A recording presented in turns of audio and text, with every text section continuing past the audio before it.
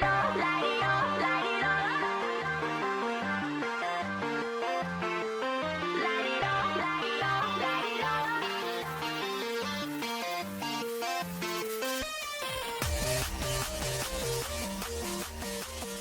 everybody, welcome back to another episode of Level Grinding, lucky number 13. It is Drew, joined once again here by my best friend and yours, Robin. What's going on, my buddy? Not much, just wildly exciting news in the world of gaming, and really excited to be joined by one of my other best friends, The very Kyle. first guest on our Hello, show. Kyle. What's up, Kyle? Hello.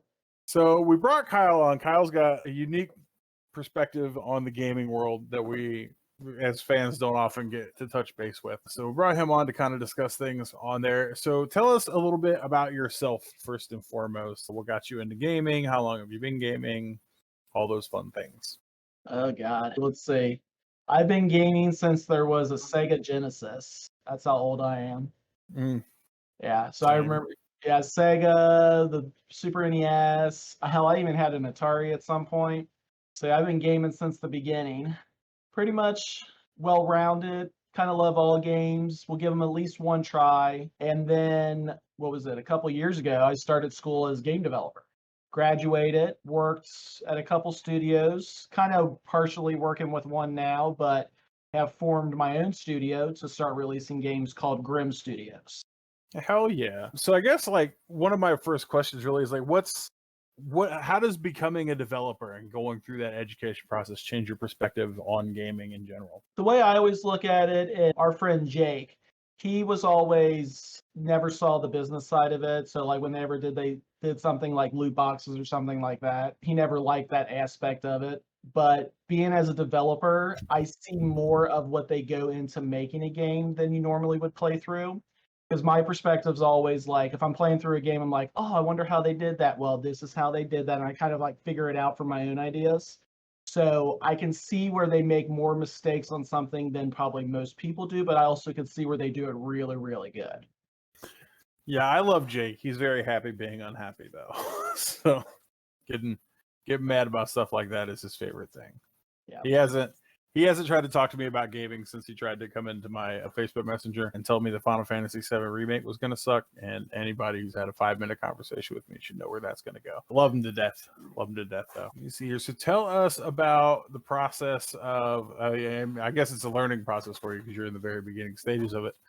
Like what entails in setting up your own studio and getting off the ground with that? Really, the biggest thing that I've noticed, and from people I know that either were in the same game development program as me, or like the people that have been through it and are, kind of like mentors that kind of help guide you.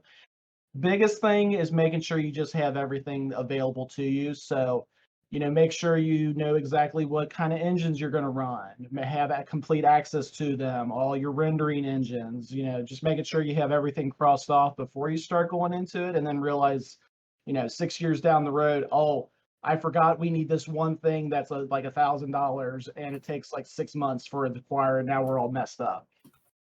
Okay, that makes sense. That could definitely be frustrating. I said it makes sense when we see game developers stalling for 8 months, a month before launch on a title. Yeah, usually means they didn't either pay for something 100% like they're supposed to, or they need to send a check out to somebody to make sure they can release on time. Oof. Fantastic. Alrighty, so I guess we'll get into our normal format here, and we'll just kind of all three jump in back and forth and here and there. So let's get started with the news. Robin's very excited, so go ahead and give us your great gaming news that you've been excited to share. Let's see. First off, we got more views on Final Fantasy 16. We've been shown the wolf companion you get, and there are a few squeeze zones. That's like things where like when you're playing the game, and Jedi Outcast has the best examples of them, where the game puts you in the very tight area that your character has to shimmy through to cover up the loading screen. Oh, yeah. We were promised we were through with those because of PS5, but apparently there are a ton of them in just the 16 demos that have been shown, so people are angry, but I'm like, you know what? The game's great. Sometimes, for the sake of your console, it needs to let a little bit of a buffer zone happen. So I'm here for that. Yeah, I always, whenever somebody complains about that, I give them the Assassin's Creed Unity as an example. When that launched day one, everybody remembers that you loaded in, you fell straight through the ground because they didn't put the collider on the terrain like they were supposed to, and it didn't load quick enough. So sometimes the loading stuff's there for a reason, just to make things a little easier. Like, it would be nice. It would be nice to be done with loading screens, but like, people complaining about loading screens clearly never played in the cartridge days or the very early CD days of consoles. He's like, loading screens now, I legit don't even notice that they are loading screens just because of like the shit I grew up used to. Yeah. Like those Budokai Tenkaichi loading screens. Oh my god. The interactive ones. The whole it was loading for so long they put a mini game in the loading screen so you had something to do while it was loading. Yeah. I'm like, how many times could I make Master Roshi bounce around? And they're like, oh, he didn't notice it's a loading screen. Thank fuck. So loading screens in modern games are nothing to me. I don't even notice them. Namco actually had a patent for auxiliary games that were loading screen games. Like the first or second Tekken literally had fucking Galaga in it. Yeah. Like it's loading screens, you just play Galaga. I remember the opening loader for Victor Man 2 was so long that you could just destroy the Sega logo. Yeah. Like while it was loading, you could just control Victor Man and just shoot up Sega. And you could do it a whole bunch of damage before the game booted up. So Baldur's Gate Dark Legacy, its loading screen, you could control the fire. Like, yeah, if you had a controller with analog sticks at the time. Which was some newfangled. That's how things have came. There was pre-analog stick on controllers. Yeah. Yeah. Because I remember when they first got the analog sticks on PlayStation, and you're like, what do I do with these? Mm-hmm. What's this right one for? I can't move the camera in any of these games. Now you try to play. Almost always control. I mean, camera. Yeah, it's almost always camera, but like, would you get those PlayStation 1 titles where they weren't designed for that, so the camera's not movable? Yeah. Either that or it's like overly sensitive. Like one little tap and you go spinning in a circle and give yourself motion sickness. Except for, and I want to say that I hate to keep bringing it up, but I absolutely don't. It's one of the best games ever. Suikoden 1 gave you camera controls via the second player controller. It's like one of the only camera controls I can remember that fully predates analog controllers. Yeah. You had to go on like a whole quest to get it. You didn't have it right away. You had to collect all of the types of paint and complete the art project. But if you did, he gave you binoculars, and binoculars would let the second player controller change the camera angle during battles. And Destiny fans will either be happy or heartbroken, depending on how their grieving works. But there will be more Lance Reddick to come in Destiny 2, not just the loading screen, which if you've played, you've noticed that. Yeah, or the if you're boot Drew, screen. you somehow noticed. This is Zach. Oh, okay. Yeah, I was like, Drew somehow noticed. My friend Zach posted about it. Drew does not play Destiny, but my friends do. Zach posted about it. Also, in the last couple days, I don't know if it was today or yesterday, but the development team for Hellboy Web of Weird confirmed that Lance Reddick is Hellboy, and he finished Hellboy before he passed, so he will still be Hellboy in that new game release. Hell yeah. So that's awesome. Even more reason for me to get it. When they wrote the word weird up front on the game title, I knew you were getting it, whether it was Hellboy or not. I'm like, ooh, Hellboy. Ooh, weird. But yeah, I found out today that Lance Reddick is playing Hellboy. I wasn't aware of that. And he'll be Zeus in the Percy Jackson series obviously for the first season. Yeah, but they can always digital recreate him for season 2 like they did on Star Wars. Yeah, it depends on like his family and a lot of different stuff. Yeah, that's true. Whether that's like, because I pitched that idea for Power Rangers, and all of my other fellow Power Ranger fans were like, you don't do that to JDF. And I'm like, first of all, you're not his family. Let's get that out of the way right now. But yeah, there's a lot to reconsider there. That with Percy Jackson after season 1, which I assume would be based on Lightning Thief. After season 1, it's easy to just not have Zeus and stuff and just refer to him, because he doesn't. Aside from the 5th book, he doesn't have a lot of like prominent roles in the series between Lightning Thief and the last one. All right, moving on. The city of Wichita, Kansas has agreed to a $5 million settlement after a deadly swatting that happened December 28th. Once again, this is the kind of reason why me and Drew don't play the Call of Duty games. I sure don't. As reported by both Kotaku and the Wichita Eagle, December 28th, two Call of Duty players, Casey Viner and Shane Gaskill, got into a verbal altercation after betting $1.50 on a match. Viner then enlisted Tyler Barris, who has a long history of calling in hoaxes, to swat Gaskill. Gaskill provided the wrong address to Barris and challenged him to try some shit, which led to the police surrounding Andrew Finch's house, a 28-year-old man who had nothing to do with any of this. Finch was fatally shot by Officer Justin Rapp, who said he believed that Finch reached for a weapon after the victim opened his front door. The incident resulted in jail time for both Barris and Viner, who were sentenced to 20 years and 15 months, respectively. Which I'm not sure why. Why Viner, one of them who, only got 15 months? yeah, the guy who literally made the call happen. Probably Like got the a better guy who lawyer. called the swatter guy. Probably got a better lawyer. Oh, yeah. Sometimes that makes a huge deal of difference. Just ask Andrew. My favorite, right, is all the people who listen to the show and be like, Andrew's on. He's the other host. What is happening?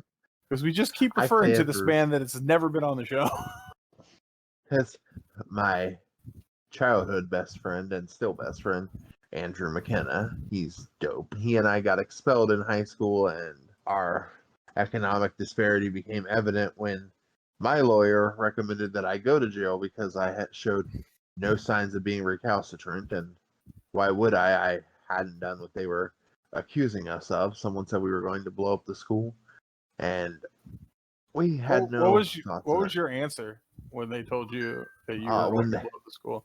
When they raided my backpack and said that I was going to use the wooden sword to do it, and I was like, how would this do it? And I'm like, I guess if I turned on all the gas lines in F building, which was our science building, so all the lines to the Bunsen burners, and then stabbed the sword into the circuit breaker, maybe that would cause an explosion, but that would be the only way.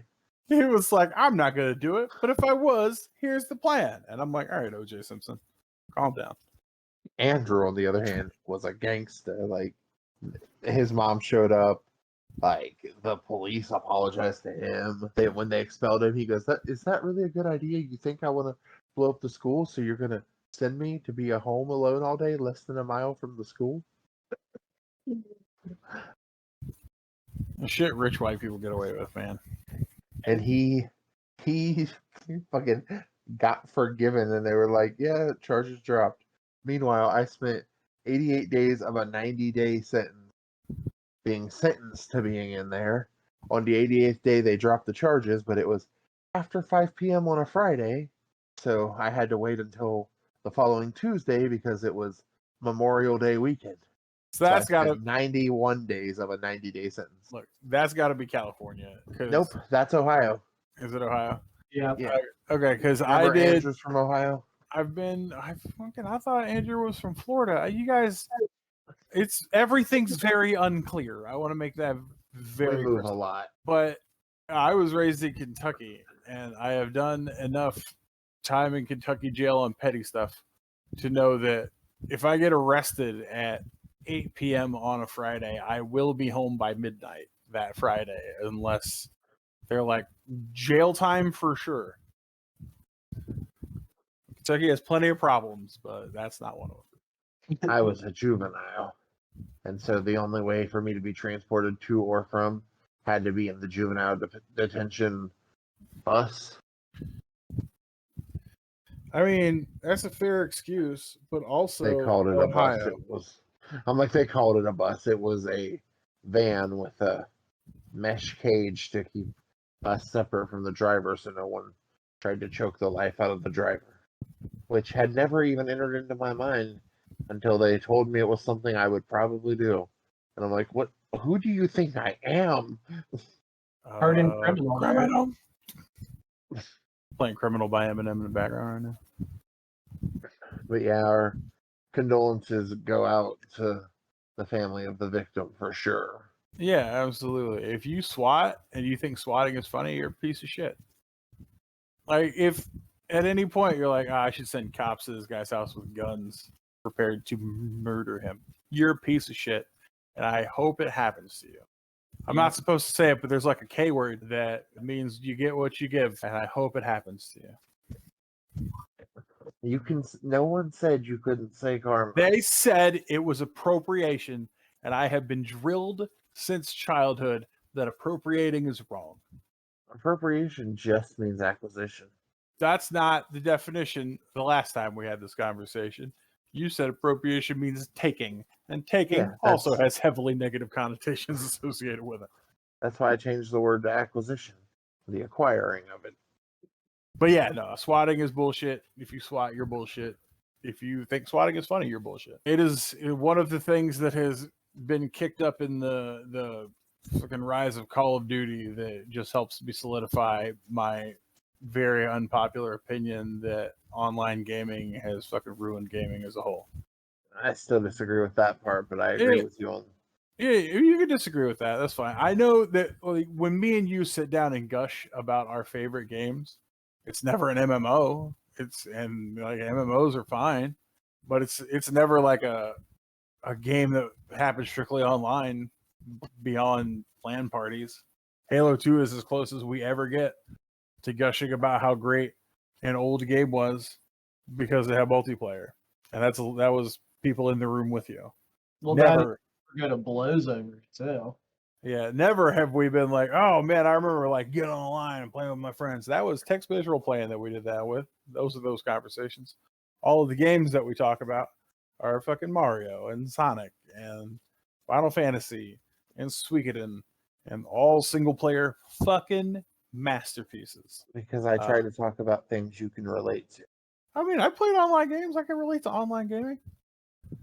It's I don't just know if your reaction is it ruined gaming. I don't think. Oh, I mean, it's game quality on a singular like release by release level is better. The gaming community is 1,000 times worse than it was 30 years ago. Nobody called the cops on me for playing Mario 3 better than them, and nobody called the cops on anybody for playing Mario better than them. Tried to get somebody killed about it. Like the quality of games has improved, sure, but nobody will convince me that gaming as a hobby is better than it was before the advent of online gaming. Period. Yeah, there's a lot more trolls out there nowadays than there used to be. Yeah, it's much more destructive as a community than it ever was when we were coming up on single player only. Ever. That's one thing I always look at as a studio is the ones that actively try to take a stand in it, that make you sign like that verbal or social agreement or whatever they call it, where like they'll watch stuff religiously. Yeah, I mean some games are okay about it, but they still have fucking crazy toxic fan bases. Yeah, that's true. And then the like who when you think of online gaming, the people you think of the MMO people from WoW who are often seen as a toxic fan base because they ignore the actual existence in order to go on raids. You think of Call of Duty, who I don't know any positive Call of Duty tropes that people talk about. You think of Fortnite, which I don't know of anybody who talks about Fortnite positive who is over the age of 13. Yep. So, I mean, it's just that's my impression of online gaming and what the online addition to gaming has done. Final Fantasy XI was great, and I had fun with it until they started stealing accounts and taking advantage of your credit card information. And that shit will happen with any game community online. It's almost a universal problem, and it's not going to go anywhere, and we're not doing anything about it, so why would it go anywhere? So I'll stick the better part of a decade playing games through Area Games. It was AERIA. And eventually it was my second job in the tech industry. I was a paid games master for them. And like one of my favorite things with it was that they did this game called Shin Megami Tensei Imagine Online. And it was just a Megaton MMO. And it was so fun. And like you could get your demons and then have them out on the map with you. And then some of them had mount abilities. So like I'm out there riding around on a Cerberus. And Then they had Gaia, which was your box cookie cutter MMO fantasy game. So I have a lot of positive memories with online gaming specifically, even going back to the online, which launched in like '97, and playing it. I didn't play it till like 2003, 2004, but playing it with my friends and getting everyone in our shard to get together to build a house big enough that it was bigger than the second largest dungeon. Okay. But the negatives definitely are vastly higher than the positives there. Yeah, for sure. Like the positive, there's potential pros for online gaming for sure, but the problem is that the cons are just fucking colossal, just colossal. And 11 actually had the first player dying thing. Like in-game funeral. No, that was the thing for 14. It was really sad. 11 had an enemy called Absolute Virtue, who was known to be nearly impossible to defeat. And one guy was part of a set of alliances, which are you got your group, then you got your guild, then you have an up to 240 person alliance. So they were all fighting Absolute Virtue, and this dude had been playing for 42 hours nonstop, and he just died. I mean, yeah, you'll have that when you don't sleep. It's like I went to a convention where there was a new game that had come out, and I can't remember what it was off the top of my head. But this dude just wanted to beat it at this convention because he couldn't afford to buy the game. So he sat down at the console in the game room, and he played for the whole weekend, drinking nothing but Red Bull, and like 8 a.m. on Sunday, passed the fuck out, and they had to send him to the hospital, and they ended up dying over it. Damn. Rest in peace to that guy. Yeah, I mean, commitment for sure, but bro, my man is a hardcore gamer. Play it late. just play it late, bro.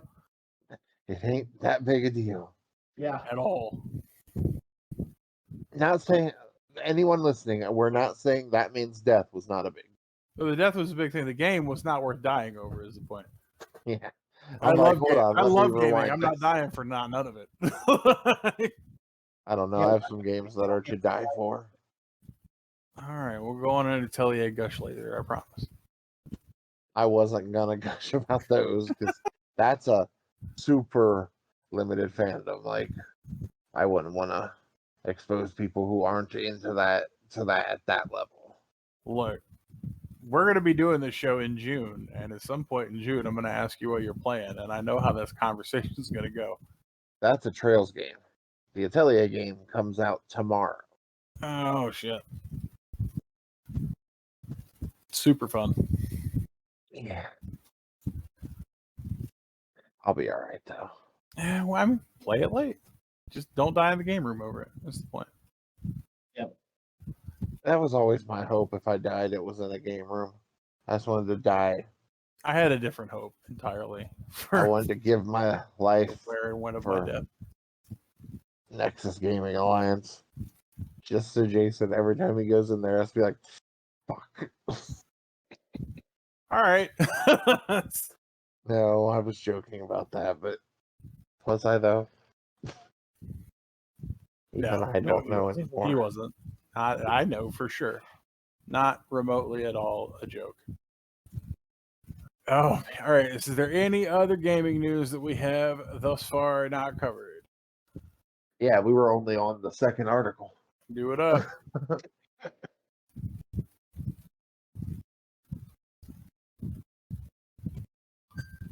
What is that noise?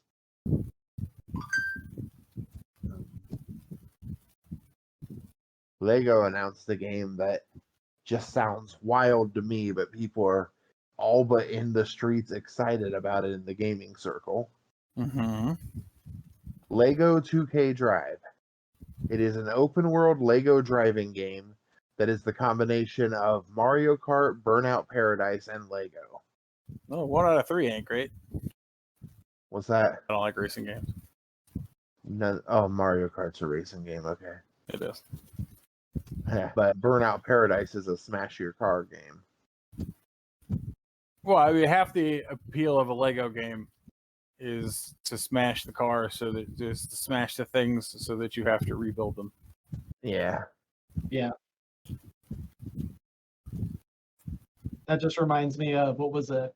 It was one of the Forzas, like on the old, I want to say 360, where you could go in and disable the damage for you to where it's just cosmetic.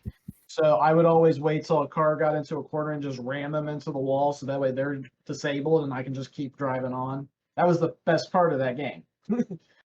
That's hilarious. Like we made a mechanic. Do you want to use it? I don't. We have an actual release date for the Lord of the Rings Gollum. Fucking finally. Oh. Well, we have a release month. We have a release window. We'll put it Wow. that way. May 2023. Oh, they really want to fucking test my patience for Final Fantasy. The PS Plus game Meet Your Maker is getting a Dead by Daylight crossover. So like me, Lou, and Megan are going to be excited.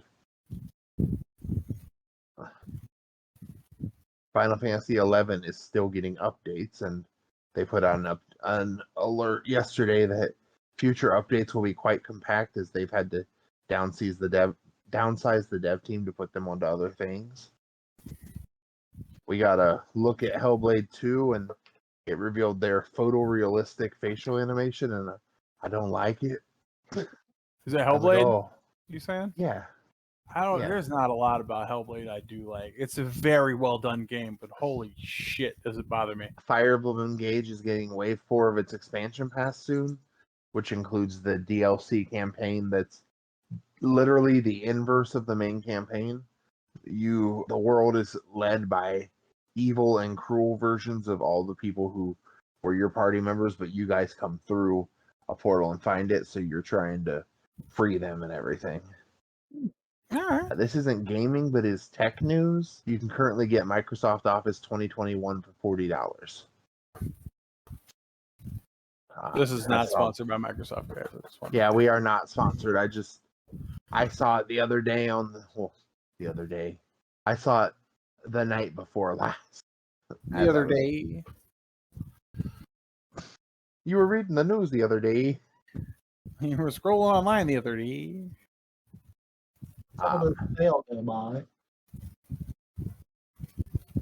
Teenage Mutant Ninja Turtles: The Last Ronin is getting a God of War inspired video game.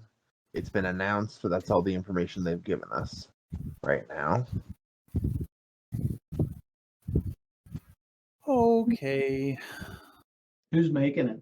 Have they announced the publisher yet? Yeah, give me 1 second. Let me refer. They have not named the studio, just that Digital Eclipse has worked on the ones we've known so far, and that Rosen, the representative for IDW, said that they found the right partner to adapt The Last Ronin into an ambitious AAA game.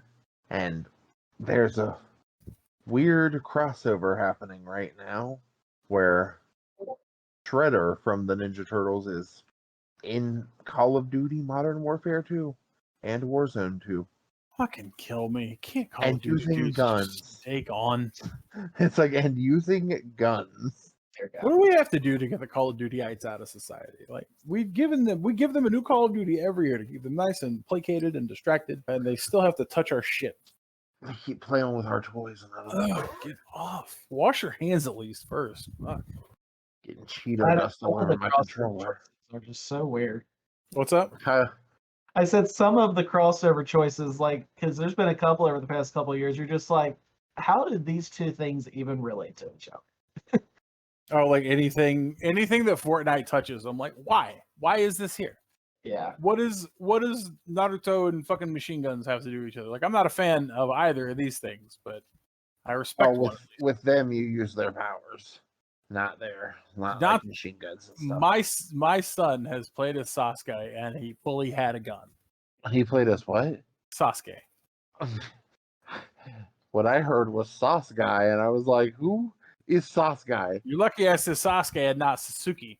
You're lucky you said that. No, I'm not. I pronounce the words the way they're spelled in my language. This is what I learned from learning other languages. That's how it's supposed to be done. That's how Spanish does it. That's not true. That is actively true. You're the only person that has told me that that's not true, and the other people I've talked to speak Spanish natively. See, they're fucking with you because quesadilla All of them, even the is ones not I don't talk quesadilla. to, even the ones I don't talk to directly and learn from online, they're teaching Well, I'm everybody saying, wrong on purpose. I need you to quit trying to be inflammatory. I'm not trying to be inflammatory. You're the one that told me that they're all fucking with me. If they told you everything goes by how it's spelled, that's why we don't say quesadilla. So we do. They don't, because that's not how it works in their language. But if we say quesadilla, they don't say anything. They just make me a quesadilla. They make you a quesadilla with like the saddest face. Like, oh, I've never had that experience. everybody's sad when they have to deal with me. So in my experience, I'm learning Spanish I'm using a variety of different sources to optimize it as best as I can, because most of the people at my job speak Spanish. You need to use your Babbel more. I know you got it. I have Babbel. I use it. That's one of the sources that I use. I'm just a big fan of Babbel. But in all of the sources that I use, they routinely are like, if you don't know how a word is pronounced based on its spelling, pronounce it the way that your sentence structure tells you to pronounce it in Spanish. I have seen that advice on YouTube videos for speaking Spanish. I have seen that advice on a variety of different places. People who I'm not directly interacting so indignant about me teasing you about quesadilla. It's not quesadilla. It's that you correct every time I say anything. I have had to take up this whole stance so that I can speak, because otherwise I'm going to have to edit out 75 minutes per episode of you telling me the right way to say shit. Ain't nobody got time for that. I got a job to go to tomorrow. Ooh, la-di-da. Look at Drew. Oh, Nice shut up. I swear to God, people who listen to this and don't know us think we hate each other. Oh, they got to. They're like, why are they interacting if they really just want to tear each other's heads off? And I'll tell you why. It's a weird mating ritual. Yeah. That is unsuccessful. Fully. All right. Do we have anything left for gaming news, or did we touch everything? No. Okay. Cool. So I guess we'll move on to our normal segment here. Yours is probably more interesting than mine. Robin, what you playing? Oh, I've been playing a variety of things, trying to fill the job-shaped hole in my heart. I'm playing through Trails to Azure right now. I don't want anybody listening to be like, he was like, oh, he loved that job. He hated that job. I loved the job. I hated the management. He didn't even like the job. He is a person, helping people. motherfucker, that you work for an insurance company. You were not helping people. You were a crutch for a broken system that you admit is broken. You can't be helping people if the system is broken. Well, my job was calling doctors and yelling at them for the way they treated and charged patients and stuff. Like, my job was directly helping people. Sometimes your job was transferring people. Sometimes your job was giving people a phone number. Yeah. The number of people that you helped is like percentagely disproportionate to the number of people that you just referred somewhere else, because their system didn't fucking work. To the number of people I sure did interact with. You were a very glorified secretary most of the time. He didn't like the job. He liked having a job. That's the important distinction. That's real big important for one me. of those motherfuckers who values himself as long as he's working. Yeah. But you've been playing. Sorry. Been playing Street Fighter Duel, the mobile game. That's really fucking dope, actually. I didn't expect it to be.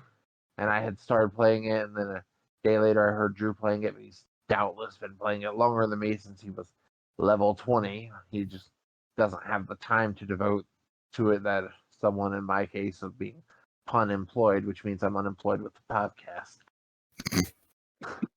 I call it fun employed. But played through some SteamWorld Dig, trying to find a way to be playing Atelier Ryza 3 tomorrow. But it's not currently something that has enough draw that I think our parent company would help us. I mean, you never know. I would just text Jason and be like, hey, I don't have a job. Let me review games. Buy a game. Buy this game. It means a lot to me in my mental health. Sometimes that goes a long way. Yeah, and it's right offable. What's he care? Gets his money back later. Yeah. All right. What are you playing, Drew? So on my screen right now is Marvel Avengers. I love Marvel Avengers. I'm very they ended it before they finished releasing all the characters we were promised.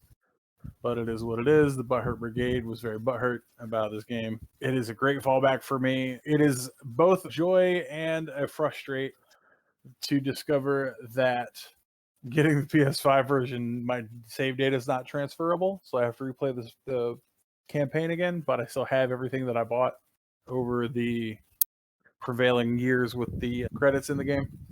So I get to redo the story again, which as an RPG nerd, that is my fucking jam, baby. And Marvel Avengers actually has a really good story, so I'm fine with that. But so replaying that because in a couple days here shortly, the credit support goes away and they're releasing the full marketplace of all of the cosmetics and purchasables to the entire fan base for free.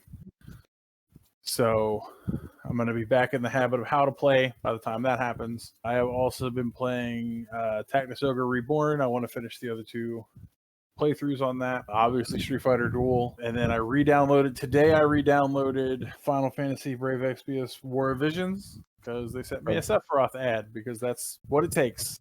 That's how Final Fantasy 7 remake crossover. Fucking easy, baby. I'm so easy. You'd be like, we'll give you Sephiroth. I'm there. That's all you needed to say.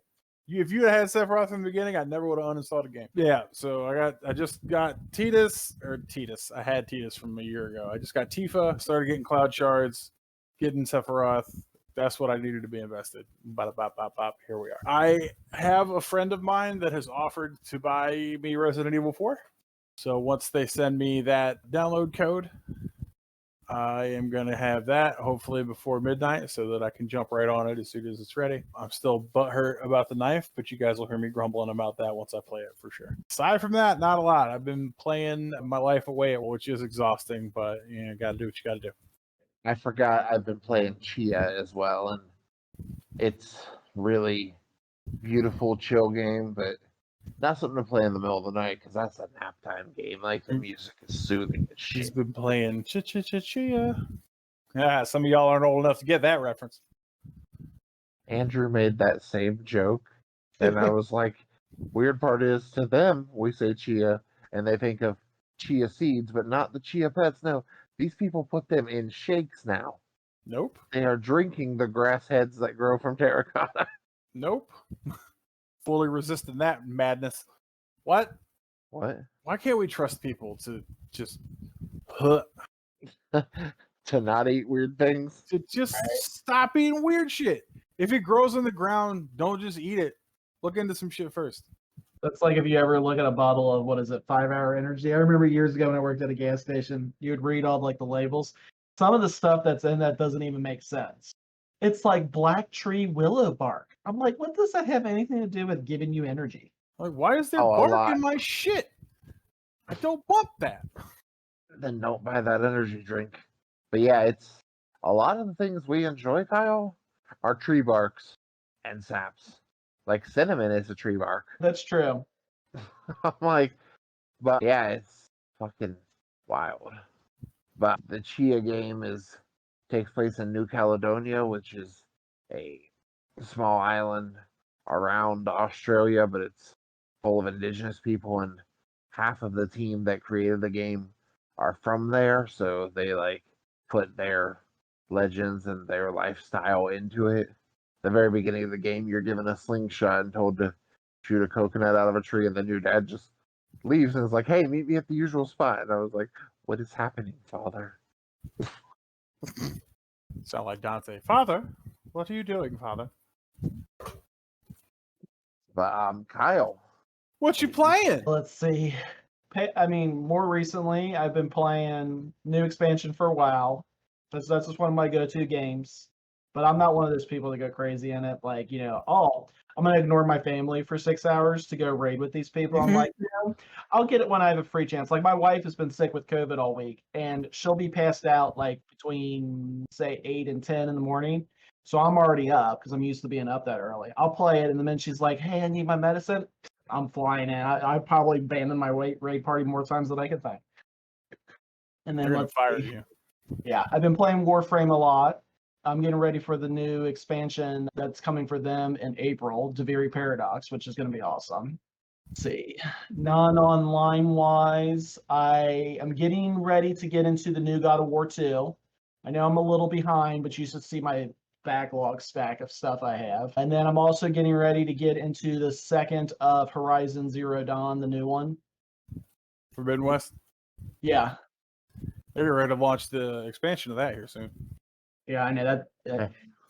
That's another If you thing. had a good console, wait. If you're playing Horizon, then you've got a PS5, right? No, I still have a PS4. Okay, I that's have still the fine. conversion version where you get the PS4 and then when you get a 5, it automatically upgrades. Yeah, I was just meaning a Sony product. I forgot you ever had a PS4. I remember you being a strong Xbox boy. But the PS4 version, Forbidden West, have you already bought it? Yeah. Unfortunate. Well, I didn't buy it. It was a Christmas present, so. It's coming to PS Plus for free 2 days ago. It came. It has arrived. Well, there we go. Now I don't have to swap my disc out when I'm playing multiple things. See what else am I been playing? Oh, I've been playing a lot of the mobile game Astro Kings, which is basically like I think it was Game of War. Wasn't that like one of the first ones where it's like you have army units and you go and attack other people? But in this one's in space. And the only thing that got me into it is they were doing a Stargate SG-1 crossover. So you can get like all the ships from Stargate in, and I'm like, I guess I can check it out to get a free ship. And then I just kind of got hooked on it a little bit. That them crossovers work. Yeah.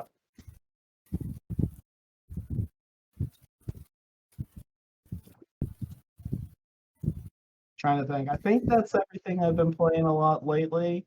There's probably something else in there I'm missing, but I'm also jumping forth back between some old games too that I just kind of wanted to replay. Always a retro gamer. Yeah. Like Dead Space. I want to play the new Dead Space, the Xbox One or Series X one, but I have to wait to get the Series X. So I basically just replayed the series to begin with, just playing with the old one. It's also for PC. Oh, that's right. Oh, there we go. And I know you have a high-powered PC. Yeah, you get that Game Pass, baby. Yep. I will definitely have to check that out. See, sometimes I forget stuff that's on Xbox is also is sometimes on the PC. I just completely overlook that part of it. It's also on PS4 and 5. What, the new one's on PS4? Yeah. Huh. Well, there you go. Poor Xbox never gets any love. Good. Now I am excited. Oh, I was wrong. I misspoke. PlayStation 5, Windows, and Xbox X and S. Okay. Well, still, I can get it for the PC then. Yeah. But I am excited because in less than 2 weeks, I want to say, the Hogwarts Legacy comes for the Xbox One. Finally get to play Tweety. that. No, it doesn't. Yeah, it got delayed again. Oh, dear God. See, I need to update my countdown timer then. Yeah, that is also available on PC. It may just be a better investment for you at that point. Yeah, that's true. Because at least, like, with me, I would prefer to get a PC game over Xbox game, mostly because their exclusives are going to be the same moving forward. But also, like, you can mod PC games to fix the stuff that you don't like, improve the experience, make it run better, and I like that over Xbox. I will only ever own a Series XS if I need to. Yeah, Violet was the way they refer to it. They just say Xbox Series. But May 5th is when it comes out now, Kyle. Oh, so it comes out on my birthday. Well, there you go. That's meant to be. I saw that and I was like, I remember your birthday, one, because you're one of my best friends, but also because May 4th is when we started work at Spectrum in 2018. Yeah. And your birthday was the very next day. Yeah. That's happened more times than I can count, both with games and movies. It's sometimes like something I'll be really excited for either gets delayed or gets like not announced, and obviously you're like, oh, it will be here the week of May 5th. I'm like, that's meant to be. They were clearly gearing that for me. That's currently when I'm expecting the Suikoden remasters. Why? Chatter Chatter where? among my dev friends. That's Okay, the because where it I makes have the most sense for a release window. I have Google alerts set for anything new from Suikoden and nothing's popped. Yeah, this is just industry chatter, not public industry chatter, though. But if it's not, then I won't be surprised because delays happen a lot. But I'm hoping for that date for you. I'm hoping for Well, tomorrow. I'm hoping for tomorrow. Yeah, I'm hoping for tomorrow for me. Shadow I'm drop. hoping for tomorrow. You guys will fucking know if it's tomorrow too, because I'll just post a whole extra minute long episode flipping out about it. No, he'll live stream it. I mean, I don't think we can do that with Anchor. Oh, I mean, we do have the YouTube. We do have the 2 Ubes for all, I think 7 of our subscribers. I think it's 7. He goes in there. It's 700. Oh my god, I'd be so happy. Be like, oh shit. That's another new episode. You guys, I don't know. Thank you so much. Again, sorry for coughing, guys. I'm a bit He's under a the weather. Pokemon. It's fine. Coffee. A few years ago, it was wheezing. And then I there's got me. the dream box. And then there's me every day of Snorlax. I love so much that your children refer to my BiPAP machine as my dream box. They're wild, man. They're like, oh, don't worry, Uncle Robin. I moved your dream box to the new place. I'm like, my fucking what? What did you say, young child person? I have a box full of dreams. Let me look in there. Ooh, I don't want to look in my. I don't want to look in there. I'll be like, ooh, I disappointed me. Fuck. Oh no, I was thinking like whatever I was dreaming of was in the box. Oh. Oh no, some people keep a dream yeah, box of like notes and trinkets and stuff to remind them of what their goals are to stay on point. Well, And I don't want to look in mine because I have let me down. Like I'm doing good now, but I'm gonna be like, why'd you wait till you were almost 40, you idiot? because you had to get the right partner for it. Yeah.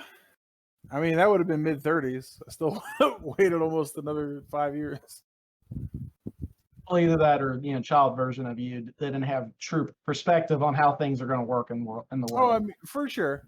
But also, like, if I went back in time and told fucking 14, 15-year-old, hey, you're going to be a podcaster, I'd be like, the fuck are you talking about? Like, You're going to become a podcaster. Also, God is dead. oh, 14-year-old me fully didn't believe anymore. So he would believe that. Yeah, but mine couldn't say that too loud. He went to Catholic school. I'd be like, Donald Trump's going to be the president. I know you're lying to me. I don't know why you crossed the barriers of time to lie to me about this. Certainly a choice, though. Yeah, time travel's a thing. Donald Trump was the president, and you're going to be a podcaster. And like, none of this makes sense. Finally, a Jumanji sequel in 2022. That was kind of dope. Now we got that in like 2018. Well, I mean, the sequel for the sequel. Aren't they making another sequel to the most recent sequel? It's already out.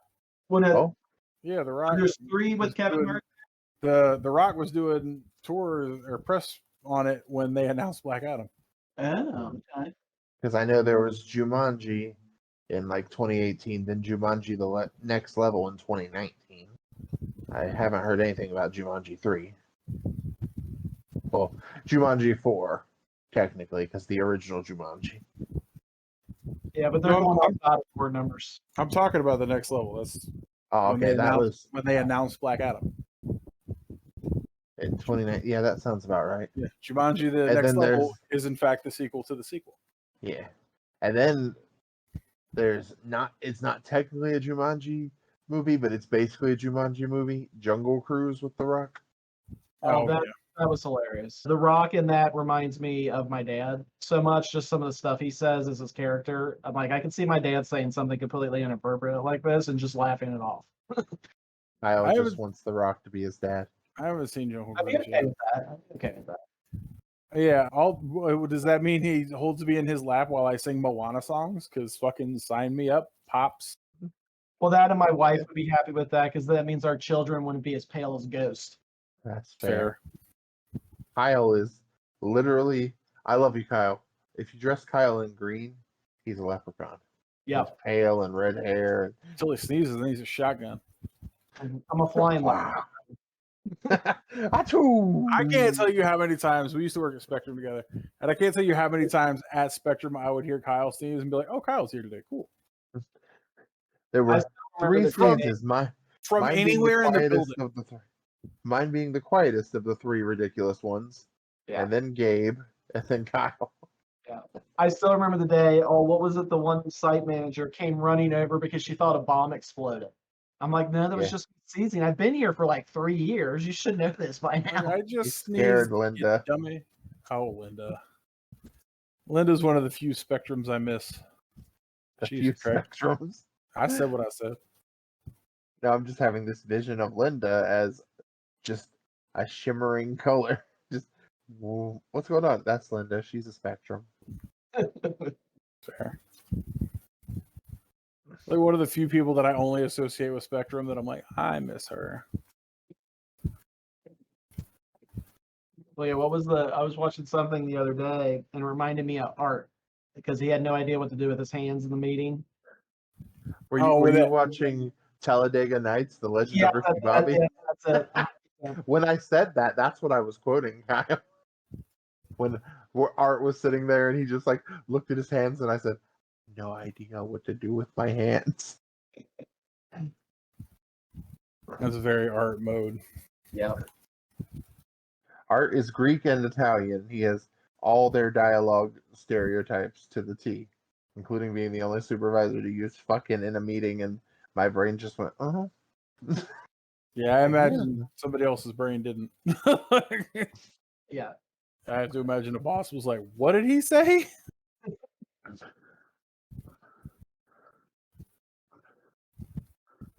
All right, so I'm going to start with my question in honor of a lucky episode 13.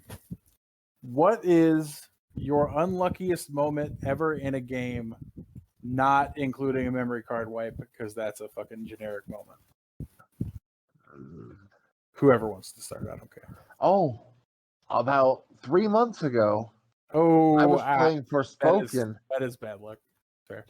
And I'm just enjoying this game, and I go up in the air, and I'm doing these attacks, and then suddenly there's this noise, and I'm unconscious for a moment. And during that time, my PS5 just died. Yeah, he green I can't screened his describe PS5 anything else. and then has been gun shy about Forspoken ever since, even though he knows that that's not what did it. I know that that's probably not what did it. If that's what did it, it's the only case of Forspoken doing it that I can find. Most of the other videos I found of that exact scenario happened during Spider-Man. Radioactive spider powers. Yeah. I would say mine would probably be recently. I was playing Elden Ring, so anybody who's played that and fought the bosses know that some of them are real pains in the ass. Beat one of the really tough ones, but like barely, like you're at 1% health, right? Then all of a sudden, my dog Emmy comes running in, jumps on my controller, and then pushes me off a cliff before the autosave hit. So I had to start the whole battle over again. Yeah. Boy, that's some animal shelter shit right there. Yeah, like, or she'll bump my nose when I'm like on my computer, and I'll just push my character off the ledge. I'm like, oh my god, I just got the rare thing. I think my unluckiest in like a Dark Souls type game, I was playing Dark Souls 1 and I was I had rescued the one girl that goes to your camp and the two dudes that go there with her. And I set the controller down to do something, and when I set the controller down, it pressed the fucking trigger button. So I attacked her, and the autosave caught it mid-swing. So when I reloaded immediately after the attack, it didn't matter. It loaded back in mid-swing, and I couldn't get out of hitting her, and I had to restart the whole game file. That's that game specifically. My most unlucky game moment ever was back before I could be calm and switch games. Final Fantasy X. I did the fucking chocobo race to get Tidus's seal or sigil or whatever, crest or sigil. And I did that for 4 hours. And I finally got to exactly 0 seconds. And I was so excited that I had got it to 0 seconds. And that is when I learned the hard way that the requirement to get that sigil is less than 0 seconds. Fully destroyed a DualShock controller. Smashed that bad boy 2 bits. Yeah. That was like some of the angriest I've ever been ever. I have one that's not my unluckiest moment, but it's my dude Rob's. And it was, I think, 2002 or 3. He had gotten the Diablo battle chest. So it had Diablo 1 and 2 and the expansion for Diablo 2. The Lord of Darkness or Lords of Darkness. Mm. And he had been playing it like off and on for weeks in his computer. And one day we're sitting there and he's launching it up and we hear the CD drive whirring louder than normal. And then we just hear this sound like something being poured somewhere. And he opens it and the CD had shattered into hundreds of just tiny pieces and just went into the CD drive. So he had to replace the CD-ROM and get a new copy of the game. Fuck. Yeah. I did that on purpose to one game, one time ever. But you did that on purpose. Yeah. Oh, you mean like you did it manually? I'm like, how did you make the CD drive do that? Worst game I've ever played, ever. And I've played Call of Duty and every Dark Souls and Fortnite. PlayStation 2, Haven Call of the King. The word atrocious is not appropriate for how fucking awful that game is. I remember I bought it from my friend who ran the comics, the game store, Game Crazy. It was in Hollywood Video at the time. There's a sentence that some people don't understand. It was in the Hollywood Video. I went and bought it because I was just out of shit to play, and it was like $30. It was reasonably affordable at the time. And I took it home and I played it for like 3 missions. Now, for those who haven't, which is hopefully everybody within the sound of my voice, who haven't played Call of the King, imagine the saddest Jak and Daxter clone imaginable and then give it depression. It's the worst fucking game. I played it for 3 missions. I pulled it out of my PlayStation 2 and then I made a fist with it in my hand. And then I put all of the pieces back in the case and I went back to Game Crazy. And I told my friend Rob, I was like, I'm going to need my money back. And he opened it up, looked at the thing, and he said, you broke it. And I said, no. I improved its resale value. Now it's a weapon. It's actually useful. And he laughed real hard and gave me my money back. That's the worst game I've heard of to this day. And I've played some garbage. Like, I haven't played this one, but I'll say it's worse than the Columbine game. Just on principle. Like, the Columbine game is ethically worse. But mechanically, it's Haven, for sure. Oh, that game is fucking awful. Here's where they're just upsetting himself. It was so bad that it put me off of playing Jak and Daxter because it was too mechanically similar. Just because Haven was that bad.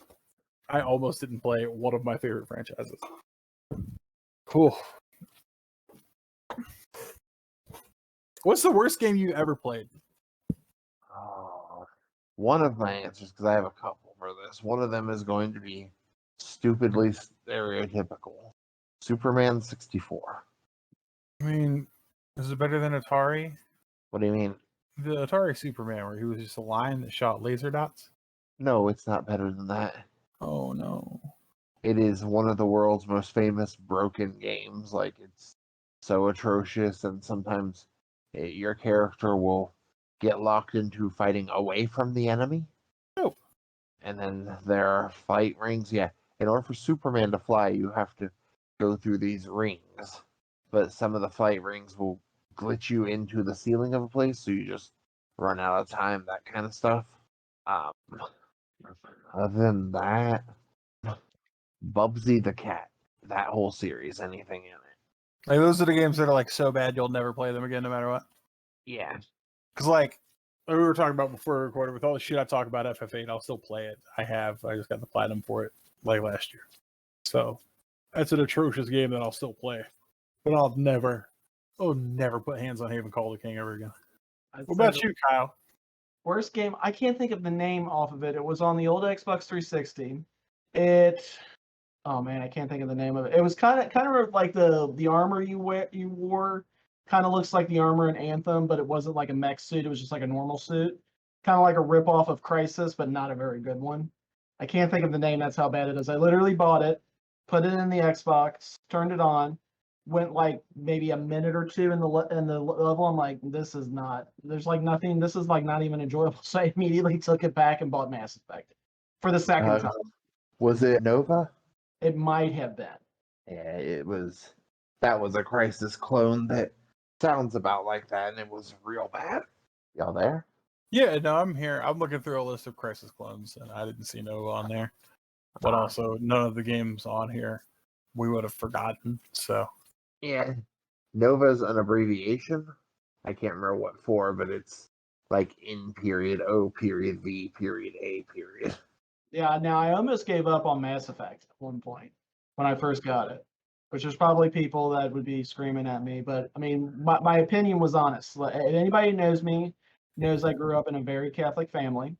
So it was like technically my first fully mature game because, there's partial nudity in it. So I was kind of like always on the fence about it because at this time, let's say I was in high school still. So I'm like, well, I bought it and then I took it back. And then there was something that always kept saying, hey, I think you're going to like this game. So when I traded that one game back, I'm like, I'll just give it another try. And at that point, I just played through it. I'm like, oh, yeah, I'm hooked now. So you see a blue butt every once in a while. It's fine. I can tell you for sure that I love Mass Effect because I played Mass Effect 2 first. If I had played Mass Effect 1 first, I would never have gotten into the series. I know a lot of people that are like that. There's people that are like that with the Assassin's Creeds. That if they started with 1, they really didn't like the series, but if they started with 2, then they're okay at that point. Yeah, and Mass Effect 1 is a good game. And I like the part of Mass Effect that most people hate the most. The Mako? The truck. Yeah, the Mako. I love the truck. Love it. It's one of my favorite Mass parts. Effect 1 is one of the games ever. Yeah, like if I would have played it first, I wouldn't have gotten into the series. But because I played 2 and then I played 1 retroactively, that made it better for me. And that says I love Mass Effect. I even like Andromeda, and I loved Andromeda. Famously lambasted. I don't know why people hate that so much.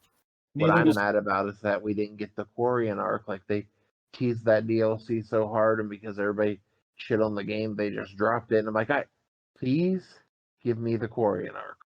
Give me not robots, but almost, please.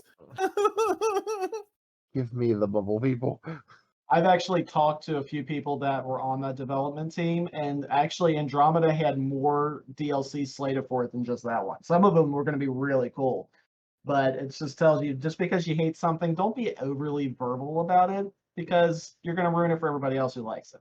I mean, in my defense, I'm very overly verbal when I hate things, but the things that I hate on verbally are not going anywhere. Right. Like, it's like Call of Duty and Fortnite. As long as Chad Broflovsky fucking is going to spend his money on this fucking trash game, they're going to keep making it. So I'm not gonna have any negative. Kyle's made up older brother. No, I just picked that name out because it started with bro. I was just like, that's Kyle from South Park, Kyle Broflovsky. Yeah, I know. But just because if Chad Bro's going to spend the money for it, then Activision's going to make it. Like, no amount of me talking shit and getting a following for it is ever going to have an impact. But stuff like Mass Effect, I wish it would have got a fair chance because Andromeda was really good. Just most people got so latched into like, Mass Effect means Shepard. Oh, they're bringing Shepard back after 3. What's going on with Shepard? Fucking Shepard's even in a good ending. Shepard's dead. Yeah. Like, get your shit together. Ooh, here's What? one. What's your favorite Mass Effect 3 ending? Because you said the good ending. What's the good ending to you? Yeah. Well, so the thing with Mass Effect, right? The good ending to me is the one where you choose, and I can't remember exactly the details of each ending, but to destroy the Reapers. That's the good ending because Mass Effect has a karma system. That's literally the good ending. It's blue. It feeds on good karma. It's a good ending. Green is the good ending. Green synthesis, where you like merge Yeah. everybody together. Yeah, where synthetic people and flesh people all get to live. They're all digital people. I don't know. They have I'm organic. around the world here for you, but they're all fake. It's a joke. I'm fucking with you. Calm down. But yeah, it doesn't. He doesn't. In all of the endings, he dies. So Yeah. like there's not a Shepard lives ending. Is the point? Like Well- whatever. No matter what ending you view as the good ending, Shepard's dead. He's not coming back in Mass Effect 4. Well, in your ending where you destroy the Reapers, there is a tease that he had maybe like partially survived because his hand twitches. That's been always the rumor. And now with 4, they've kind of almost confirmed that on some level somehow he survived his injuries or something like that, or they, because some people play them as female. Yeah. Yeah, if you like voice acting, you play him as female. Oh my god, I like voice acting, but I also like to feel represented. So Now I do know that in 4 though they are calling references to Andromeda because they are going to continue with that series. Cool. I've had that unofficially confirmed by developers that are part of it. oh shit, Kyle breaking news over here. We won't drop names though. I don't want nobody fired. Me and Kyle both always over here just dropping shit like, That was like I kind of knew the Dead Space was coming before everybody else did, but still, even when I saw the trailer, it did not do justice to the things I saw. Well, all right, motherfucker. Kyle just out here with all the secret information. Shit. Secret Insider. You just got to know where to look. Oh god, why did that give me Crossfire flashbacks? You got caught up in This the is just the episode. crossfire. This is just the episode that anybody born after 95 just has no fucking clue what we're talking about. Speaking of things people born after 95 won't understand, but were critical to our childhoods, Uh-huh. somebody has found a way of helping people drink water by having them put a Tamagotchi on the handle of their water bottle. So when it beeps that it's hungry, you take a drink of water. I mean, it's dope that we found a new use for Tamagotchis. Why do grown-ups need help to drink water? People like you. I drink all the time. I have the attention deficit thing, and I still remember to drink. Yeah. Mostly people are like, I'm going to drink soda or I'm going to drink this. It's the water specifically. No, I mean, if water didn't taste like shit, probably be easy to remember. Speaking of which, we got to clean the water filter again. The water cooler thing. Okay. It's been almost a year since Andrew cleaned it last. So He that's cleaned it when we first moved in here. That was September. Oh, okay. It's been 6 months then.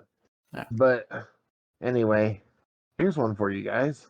What is, in your opinion, the most tragic NPC or the one you feel the most for in video games?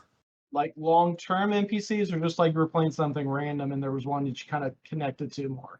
Either way. I would say, I mean, I wouldn't say maybe my favorite of all time, but I did have a moment on the new patch for World of Warcraft. There's this little dragon guy who like introduces yourself to him.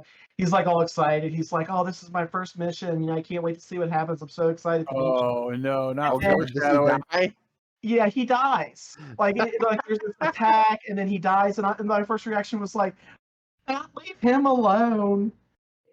I hate anytime they put an NPC on the team and he's like, "I'm so happy to be here," and I'm like, "God damn it, Carmine!"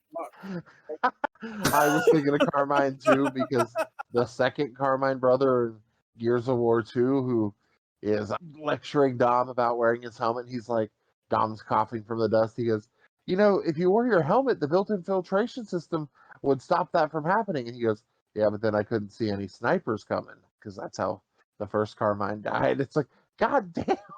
Yeah. But mine is Joker from Mass Effect. Yeah. That makes sense.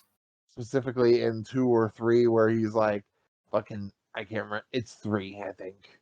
No, it's 2. It's during the suicide mission where he's dragging himself through the like bowels of the ship to fix a thing, and his bones are shattering from the movement. Yeah.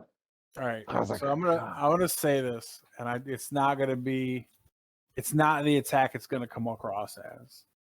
I want that to be clear before I say it. all right. Robert identifies as the physically disabled guy who falls in love with a robot. Blown away, truly. Okay, so maybe Josh. I'm Joker in disguise. Hey, we know he lives in the end. Oh, you don't identify that much with Joker. I'm gonna live in the end too. Oh, much to your chagrin. Yeah. Well, if I got a beautiful robot wife, I wouldn't maybe be so upset about living. Yeah. Mm-hmm. I mean, I have a beautiful wife, and she wishes she had a robot body sometimes. If you have a human body and you don't wish you have a robot body, what's wrong with you? Yeah.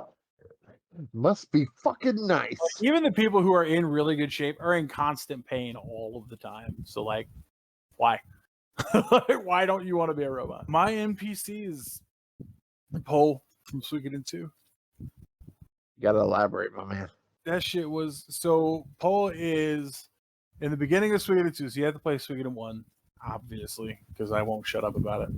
But Suikoden 2 takes place 5 years after Suikoden 1, and you get captured by Flick and Victor, who are characters from Suikoden 1 that have made it over to Suikoden 2.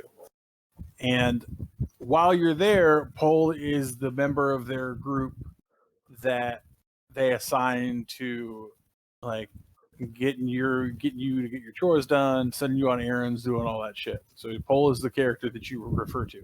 And Poe's a fucking homeboy. At no point is Poe an asshole. He's got nothing but nice things to say about you. Tells you what a good fucking job you do. You like stage this escape and come back, and then you find out that you got rescued back to the fort because when you vanished, Poe freaked the fuck out, and he went to Flick and Victor, and he was like, "Hey, my new dude is about to get waxed. Go save him. Go right now." Poe's a homeboy, man. He's fantastic. And in Suikoden 2, the first time, not the first time, like the second time, you encounter the main bad guy, Luca Blight. Poe fully sacrifices himself to save a child from getting fucking hacked to death by a literal monster human. And it is fucking heartbreaking because I love that dude. I love Poe. My first playthrough, I was like, I'm going to recruit Poe. Poe's going to be a beast. I'm going to put him in my party. He's going to be in my end game. And then I watched him die. And I was like, fuck. Okay, fuck. Fucking love Poe. Poe's fantastic. He's one of those characters. So I have a book project I've been working on for a couple of years, which I won't be able to sell. Fiction. I won't be able to sell. I'm gonna fucking publish it, sir. I'm not gonna be able to sell it, but I'll take donations. But it stars a cast of characters who die in their games, and the 3 characters of prominence in the story are Poe, Lavitz, and Rex. So Poe's always been important. My man's a hero. I wanted to troll you, but those are actually really good characters. I was going to be like, yeah, but instead of Rex, could you have picked a good character? Rex is going to be a good character when I get done with him. He's still not a good character because it's happening outside of his game.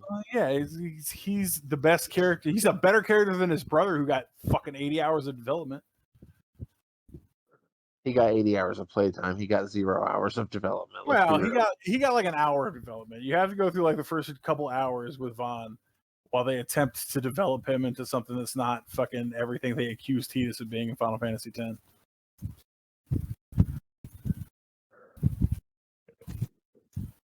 Kyle? You never answered what your favorite Mass Effect ending is. Oh yeah, you did. I was like, I definitely did.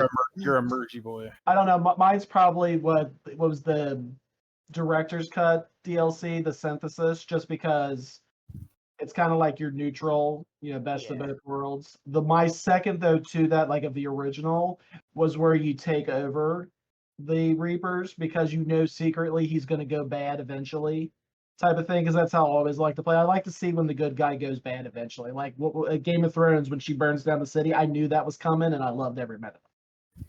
Gives a little I insight to don't know. my. I couldn't see it. Mel is the only person I've ever heard that had positive shit to say about the last 3 episodes of Game of Thrones and Daenerys Targaryen.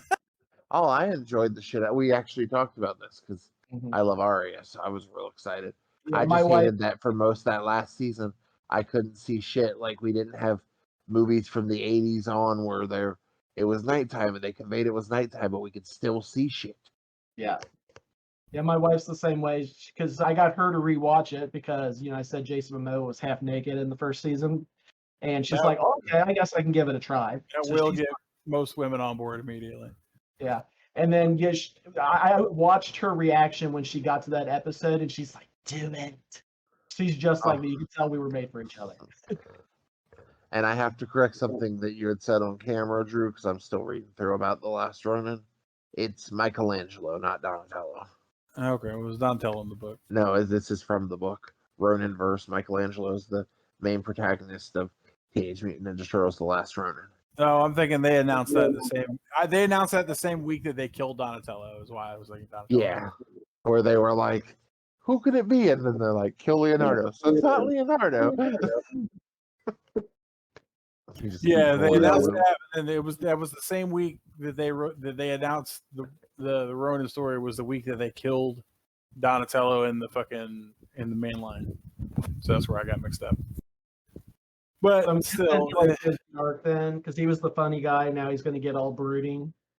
yeah, basically. Yeah. Oh, my brothers are dead. Time for vengeance. Yeah. It was a really good story. Oh, I'm sure it was. Who doesn't love Kratos the Ninja Turtle? Yeah. He's just a Greek Age mutant Ninja Turtle. That's all. Who slightly changes his voice every few games. No, I got to get a new motion capture. I think. Did they use the old motion capture for this one still? I think so. No, because they have to go through new motions and new things for the motion capture. Yeah. That's sad. I don't like that at all. Because it's not Shad. Yeah, Shad was the shit. You're like, that's sad because it's not Shad. He makes me shad. I'm Shad- down there, Sean Connery. Shad Gaspar was a hero. Yeah. That's why he's not here.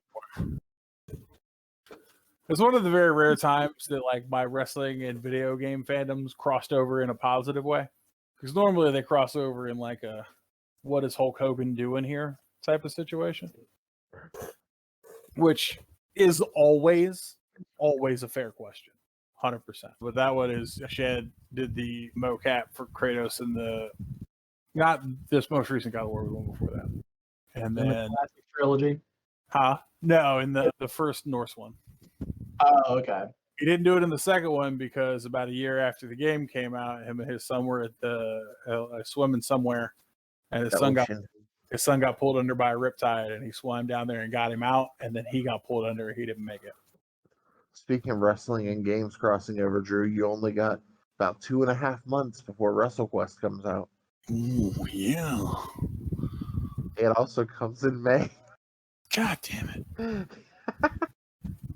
Why do they want me to work out so hard in 2023? Like, holy shit, man. So much fucking just, if not Did you good work fun. out? Yes. My hands are going to be exhausted. And your feet. No, that's just from the walking to work. By then, it won't be walking to work. No, to be being at work.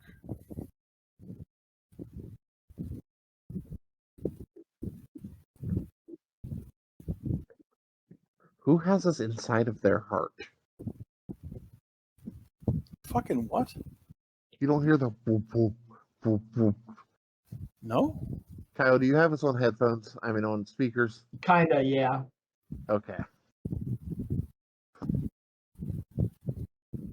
Well, that and I've got my AC running, so you might be picking up that too. Remember that the lawsuit for antitrust violations with Valve Corp is happening right now, and you can sign up for the class action lawsuit and get up to 60% of your money back for any purchases between 2018 and 2022.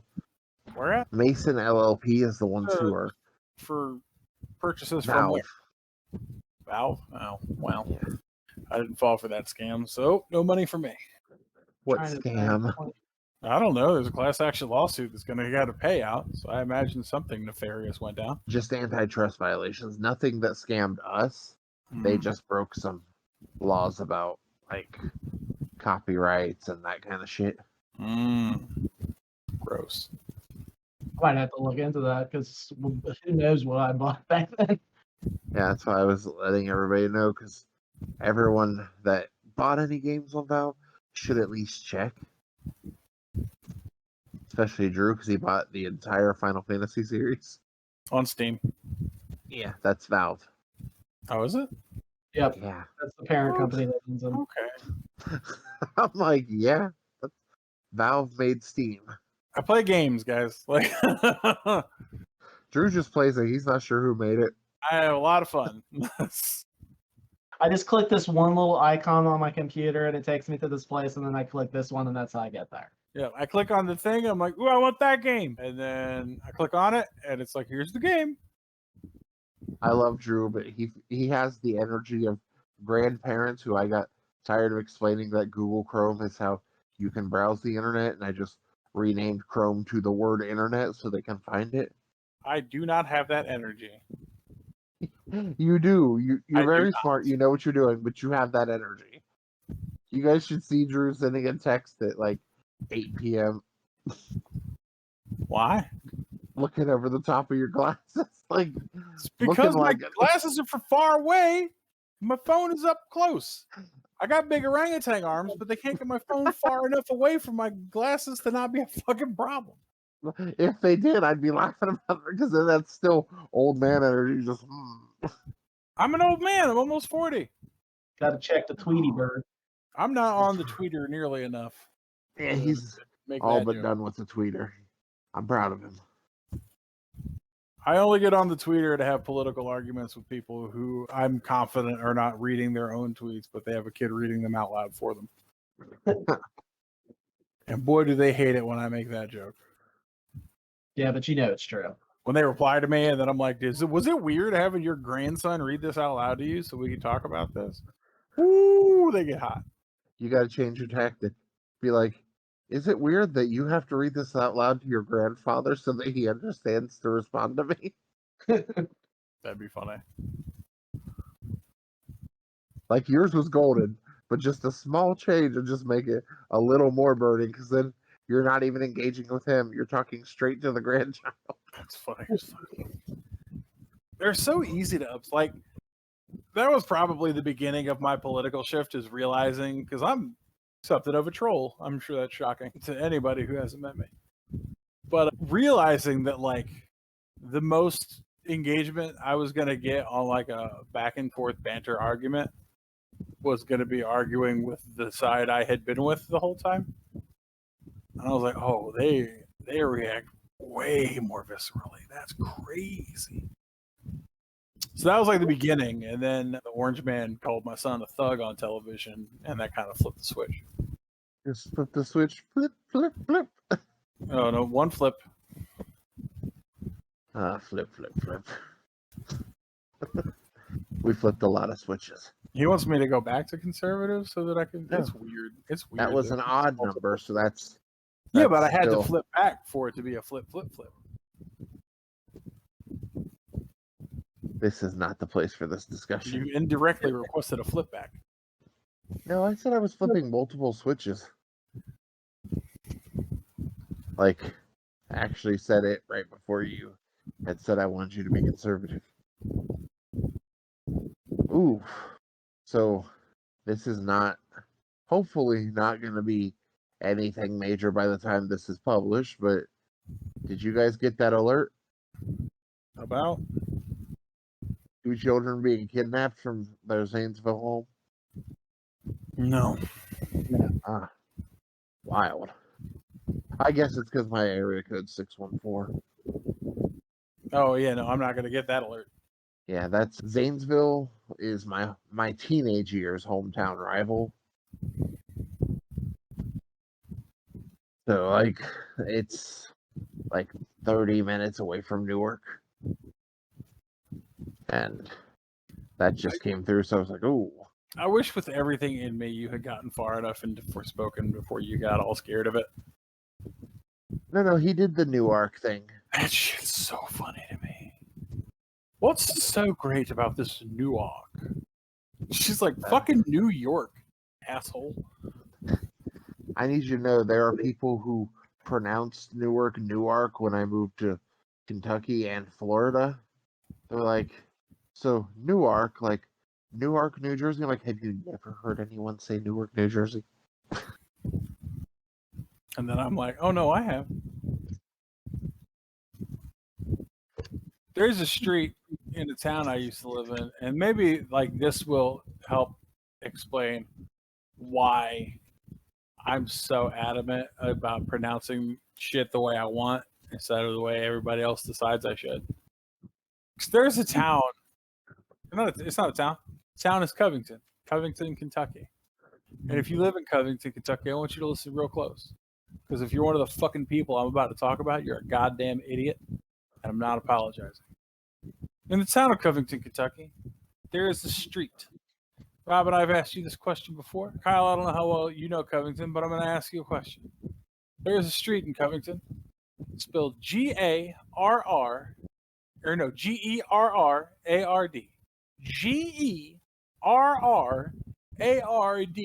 How would you say that name? Gerard. Gerard. You know what? Exactly. You would fucking think. Do you know what they call that street in Covington? Like AR, like and that. we'll argue with you about this if you bring it up. That's Garrett Street. Garrett Street, yeah. I know people that pronounce it that way. Buddy, like, how can you be so wrong and so confident about not being wrong in the same breath? How fucking dare you? It's the arrogance required to read that word and say Garrett with the confidence to argue with me about it. Oh my God. I'll call it Quesadilla if I want to. That's how it's fucking spelled. Yeah, there's a few of those people in my family. They also pronounce Louisville. Oh, I mean, that's at least how it looks. Yeah, Instead of that's put a bunch of rocks in your mouth and go Louisville. If I had never heard Louisville pronounced, if I had seen it spelled before I heard it pronounced, I would probably argue Louisville because that's how it's fucking spelled. Or Louisville. Even that. But Versailles. Yeah, Versailles. Can Arkansas answer a couple questions? Leave that poor Indian girl alone. Fully will not. I fully will not. She has America, what is this? Why is this Kansas? Why is this is Kansas? This is not Arkansas. Why? America, explain. That's my favorite. America, explain. And I'm like, I want to, but I can't. I don't even call that shit Arkansas, even though in Arkansas you have to. It's literally a law. But okay, I'm gonna reel us back in. Okay, give me 1 second because it's game adjacent. I call it alternate reality Kansas. It's AR Kansas. Fine. Kyle, do you have a question? Did Drew even tell you to prepare a question? You heard me tell him to prepare a question. He did. I would say my question is, what is your favorite game series, like from start to finish? Or if they're still going, that's fine. Oh, okay. Time to be predictable to our audience, and we're sorry. If you've listened to any of our previous episodes, I'm sorry about this rehash. Definitely Suikoden. Yeah. As a franchise, Suikoden is as close to a perfect game series as I've ever encountered from my perspective of what makes a series good. It's got phenomenal stories. They do good enough work on the character development that there's 108 characters and all of them feel interesting for the most part. There are a few very rare exceptions here and there.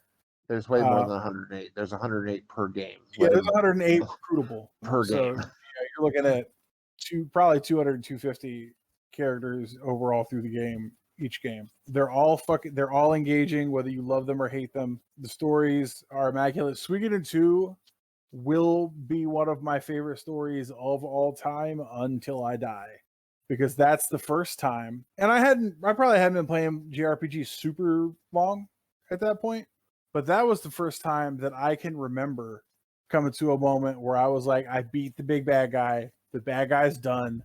I've finished. I've done the thing. Now we're gonna go to the next spot, and it's gonna be credits, and I have achieved the goal. And the game was like, "Fuck you, buddy, new bad guy time." And I was like, "What do you mean, new bad guy? What?"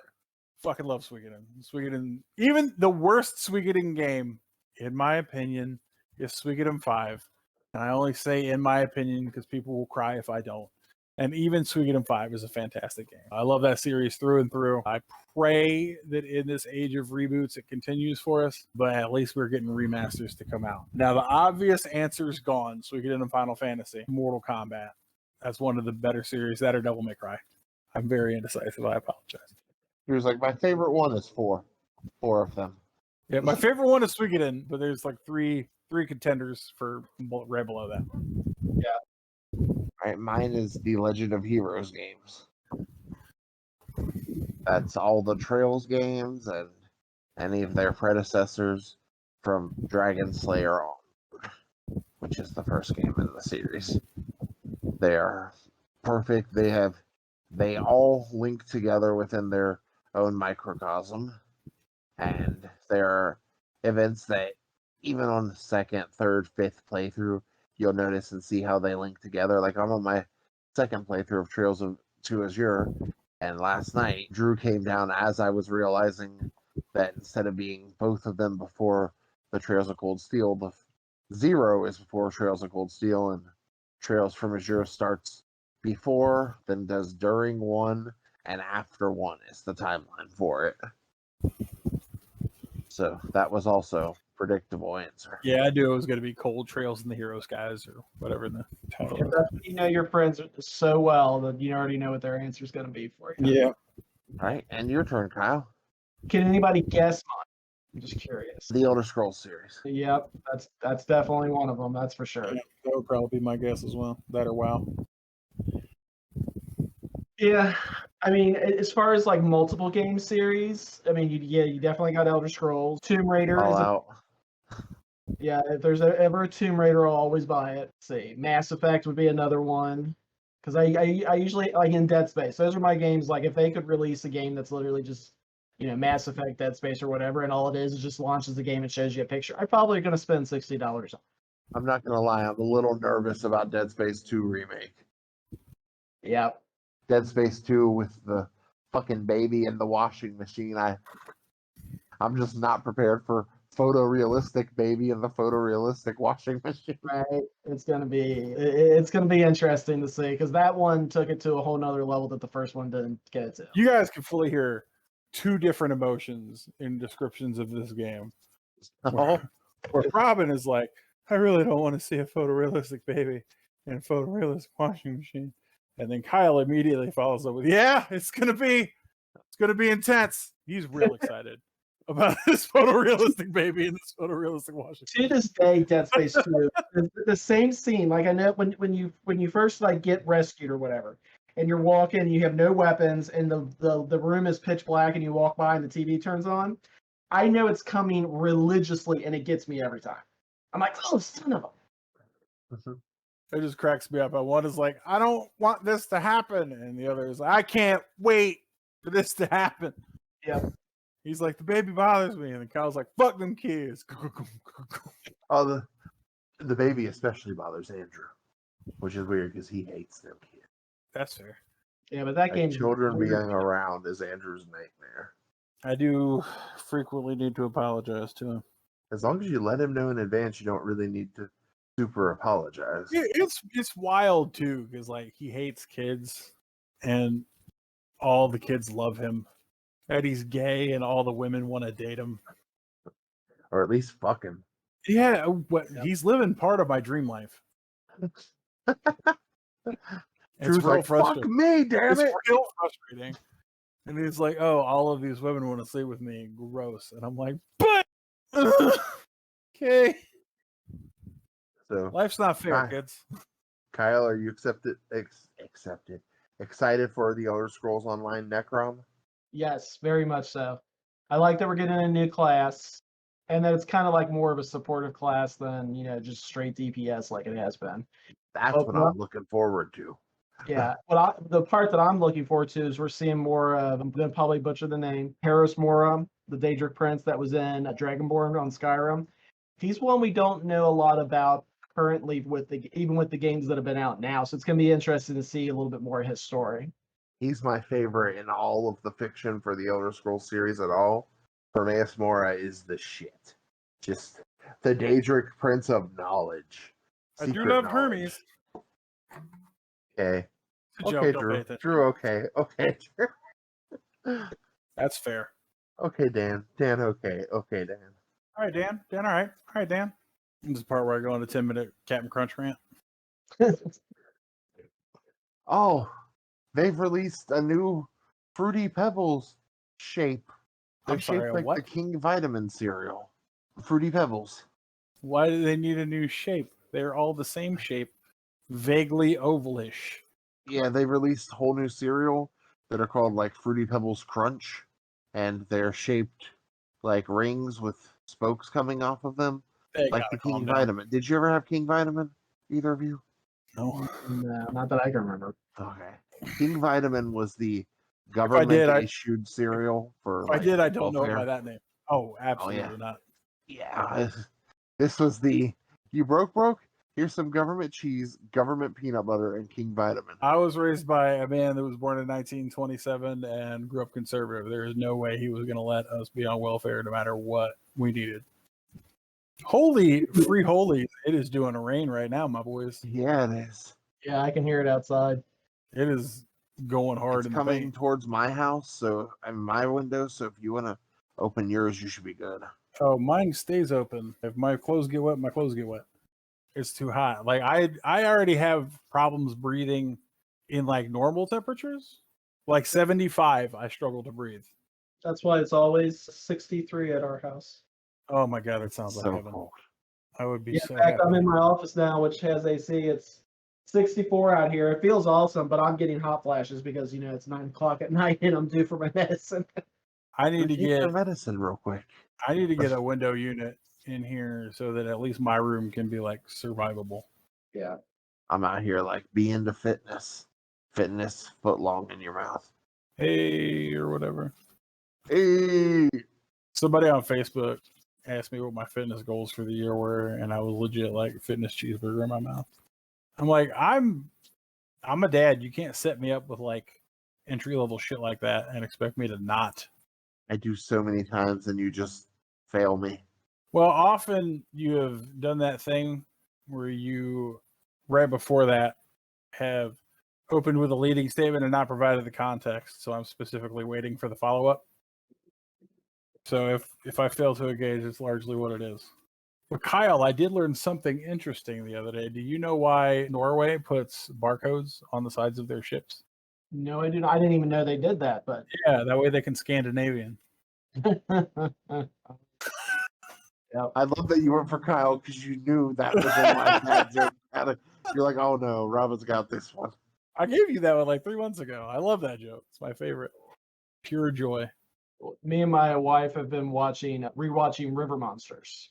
Mhm. In between like binging new shows, and some of the stuff you like hear people say or the way they pronounce like monsters and like the way they call their fish and stuff.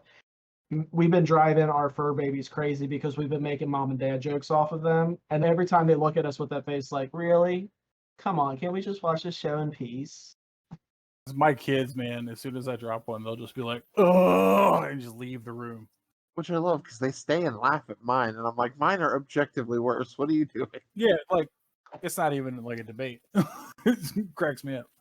I'm joking. Mine are way better, but I wanted to Sure. feed us. Yeah, whatever makes you feel good at the end of this conversation is fine with me. Oh, nothing makes me feel good. Not even our friendship. That's fucked up, man. Me and Kyle put in a lot of work. Yeah, I know it's a hell of a lot of work being my friend. Okay, sure. Hey, you're the one that said it. I just agreed. Why are you? Because you know what Oh. I was going for. You decided to fucking go a different direction with it, and that's fucked up. Kyle, Yeah. I'm trying to convince Andrew to watch Winona Earp. Oh, he definitely should. I know. You're the one that told me we should watch it. It's just, I need to find out from him if he's going to watch it, because I don't want to watch it without him if he wants to watch it. Yeah, it's one of those shows, like, if you ever watched, like, the commercial for it or whatever, you'd be like, I don't know, it looks interesting, but I'm unsure. And then you just watch that one episode. Honestly, doesn't matter which episode you watch, but you'll be watching and be like, okay, I'm interested. Now I gotta at least watch one more, see what's going on, and then at that point you're already hooked. It's too late. Like even Taylor was watching it, like I would watch it before I went to sleep. I rewatched it. Even she was like, so what happened to the one girl? I'm like, that was like 3 weeks ago. You were actually watching that? She's like, well, yeah, kinda. I'll have to check that out because it gives me that conversation gives me Enola Holmes vibes, and I fucking love that movie. There's a second Enola Holmes on Netflix as well. Is there? That's Yeah. the one with 11, Shit. right? Yeah, Millie Bobby Brown. Yeah. So, new Yeah, Henry trailer Cavill for as Sherlock Holmes every day of the week. Yes, please. Once and Always dropped. Yeah, I love that In everybody. this trailer, they kill Trini. Oh fuck! Yeah, I was not prepared. I watched it while I was waiting on you to come upstairs, and I was like, "Oh, I think I'm gonna go back to bed." I'll have to check it out. Oh, elaborate for Kyle what Once and Always is, because we've always just referred to Once and Always. And so here's my thing, right? That makes me laugh about it. Everybody is coming to me, and even like Elijah. Me and Elijah talked about Once and Always. You've been in the conversations. Yeah. And like the other day, it was like, oh, it's coming out April 19th. Like, I've known this for 5 months. There's no way. Maybe not 5 months. That's a bit of a stretch. But like way longer than the last couple weeks. And there's no way it hasn't come up. Well, why is everybody acting surprised about the fucking release date? We knew it was April 19th. So Once and Always somehow had future knowledge then, because they released the date 2 weeks ago. It was, let me go back here real fast.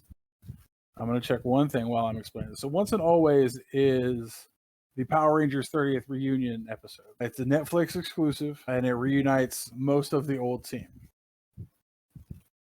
So we're talking like original team? Yeah, so Billy's back. Zach is back. Everyone but Kimberly's back.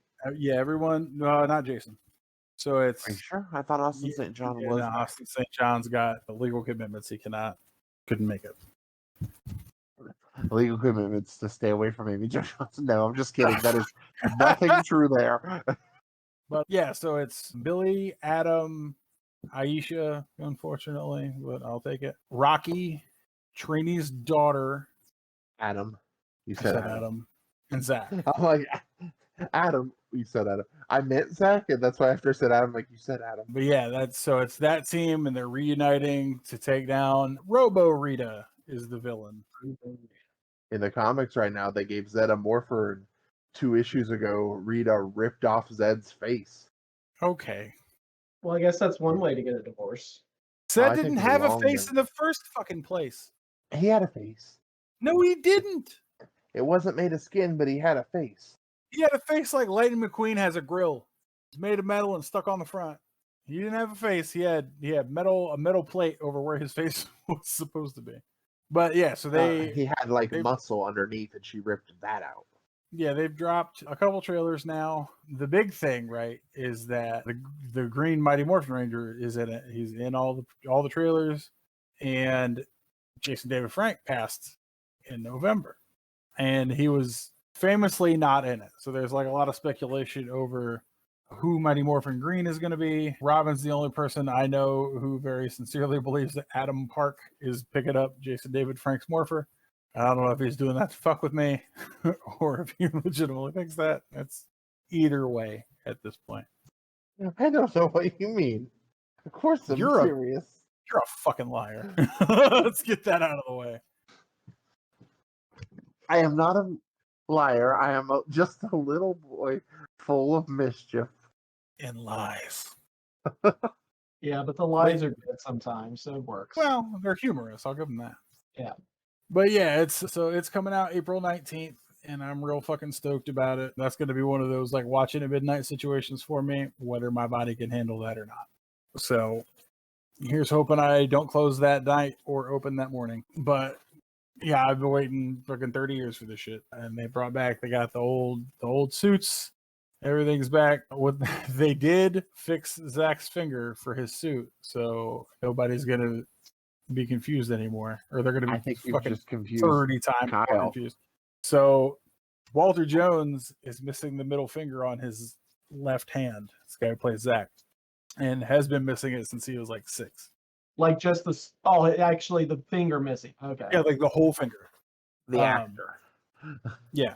So if you watch scenes with Zach in Mighty Morphin, they try to stay away from his left hand, but there's a couple times where he like is pretending to be scared or something, where his hand is on screen and you can see that he's just missing the finger. And the thumbnail Netflix has chosen for their trailer is Billy and Zach with their hands clasped in that one meme with like the black guy and the white guy that are all like muscle built. It's like that.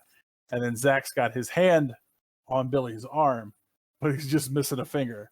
And everybody is like, what's that fucking about? Oh, because in all the other morph sequences, they didn't have that because his stunt double had all of his fingers. You know, most people do. Okay. One of those things you never picked up when you were a kid. You never notice it. It's just real obvious here because in the picture, he's got his arm on his bicep like that, and it's fucking a white glove on blue, and it's just a gap where there should be a finger, and everyone's freaking the fuck out about it. But if you go back into the show, you can find clips of Walter's hand just out, fingerless.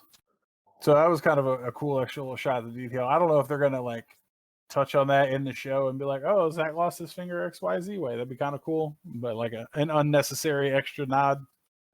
I'm just hoping they don't like. It's just there. And they don't. It's always been like this. What do you mean? It literally has always been like this. It has. That's fair. Either they'll keep it the same and the stuff will still have a finger. Yeah, all the dumb fans are like, we're gonna talk about this. No, we're not. Yeah, it's weird. It's weird for me that they chose to call it Once and Always instead of Once and Forever, because that's how they always do it in the show. Whenever Rangers come back. No, once a Ranger, always a Ranger. I'm a Ranger, once and forever. Once a Ranger, always a Ranger. So once and always makes sense, but it's different than the way they word it. I think it's because of the once a Ranger, always a Ranger. Yeah, I would have just called it Once a Ranger, personally. There's an episode named that. Probably. You know how many episodes of Power Rangers there are? Over 30 years? Not counting like the little mini movies or anything like that, too. Yeah, it was. There's only 2 of those. Well, 3 now. Just 3 now. It was from your favorite season, Operation Overdrive. I fucking hate. God damn, I hate that show. That's my favorite episode of that show, though. It's the one where Adam comes back and brings back like a Ranger from each team. Yep. I think that's the most palatable. What I thought they were doing until we got any information. When I saw it was called Once and Always, I'm like, oh, is Adam making a new team of all the teams? And I've heard of that episode. I don't think I've ever seen it though. It's real good. It's a 2 episode. It's like the longest crossover. It's a 2 episode. Because I want to say the furthest into the series I ever got was the last one with Tommy, Dino Thunder, or Dino Thunder. Yeah, that's much further than these. No, Operation Overdrive is after Dino Thunder. Is it? Oh, Dino Thunder's fairly early. Yeah, it's like in the Power Rangers timeline, it's pretty early. Well, let me pull my thing up here because I have a list. Because I'm watching them all. We're recording. What? You want me to not talk about a thing that some of our... You said, let me pull my thing up. I was like, please don't. Hey, it's not a video show. It's fine. I'm not going to get canceled yet. They got to see it first. Oh, like the bat penis. So 1, 2, 3, 4, 5, 6, 7, 8. Fat dick was my favorite thing. So Dino Thunder is series 10, and Operation Overdrive is 13. Yeah, I was thinking Super Ninja Steel. Oh, Super Ninja Steel was Jason David Frank's last appearance. Yeah, he said the last one with Tommy. So Dino Thunder is the last season with Tommy, where Tommy was like a recurring character. Okay, I was like, no, I know that it was like fairly recent. No, I think Beast Morphers was Tommy. Super Ninja Steel was when Austin St. John brought the team back to fight. I'm looking at the list right now. He did a movie like after that. It has it in chronological order. and it says movie. Let's see, movie, web series, specials, short film, stage show, and then graphic novel. Well, wasn't there supposed to be a movie where he played like the head, like Power Ranger, like from the main planet or whatever? You are thinking of the episode Forever Red from Wild Force. Who is? Kyle. Oh, I thought he might have been thinking of due to what it is, but it not actually being a Power Ranger because legal things. Legend of the White Dragon. Yeah. Which is going to be in theaters. I'm so excited that it's going to be in theaters. Yeah, I don't remember what the name was. I just remember that it was saying he was coming back and he was playing like some, not himself, but another person in the universe, but they looked like they were on a Power Ranger planet. Hang on. Was it Lord Dracon? Yeah. Oh, that because I showed you that back when we worked at Spectrum. That's what I was like, yeah, is this me? That was never in the show. That was the comics angle, and then what they did with the game was Lord Dracon is Evil Tommy, and it's fucking fantastic. So well done. I'm gonna have to watch this just because he's in it. What? He is in a movie. Yeah, that's the one I was talking about when I said there's a movie. Omniboat. Yeah. Omniboat, a fast boat Fantasia. Chronicling the life of Lay Pipe, a 47-foot Top Gun cigarette speedboat, from its conception through the end of human civilization. It's not just a speedboat ride; it's a Miami adventure. Huh. Land Pipe. Lay Pipe. That's fantastic. It was edited by Matthew C. Levy. Yeah, JDF's in it, so I'll watch it. But that's what are you doing, bro? Adam Devine's in it as well, and the comedian Uncle Luke. I don't know if you're familiar with him. I am not. Finn Wolfhard's in it too. I was trying not to say that, but I've said it now. Why were you trying not to say it? Because you make a disappointed noise every time I reference one of the Stranger Things kids. No, Finn Wolfhard. Last night when I was excited because that was the Noah guy. I don't know him. That's Will. I know Finn Wolfhard. He's Danny. What? He's Danny in the Danny Don't You Know video. Oh. He plays young Danny. I know him, Finn Wolfhard. Yeah, Kyle. My man's name is Finn Wolfhard. There's not a universe where I wasn't mildly interested in anything he had to say. Kyle, Noah Schnapp has opened a series of chicken restaurants. Okay. They're ghost kitchens right now. The name was like Tinder Bar or something. I didn't know that, or I ought to play that fucking game. What? JDF was in Smite. I think you could still play it. Maybe. I'll have to look. He played Vaporwave Poseidon. Tinderfix is the name of it, Kyle. You can find it on DoorDash as Tinderfix by Noah Schnapp. Okay, I'll check that out. Whoever does the ghost kitchen for it is closed. I was just trying to look up the name. It just popped up like, this store is currently closed. And I'm like, fine. Don't need to yell at me about it. I love going through JDF's IMDb and just finding instances where he's playing somebody named Tommy, but not Tommy.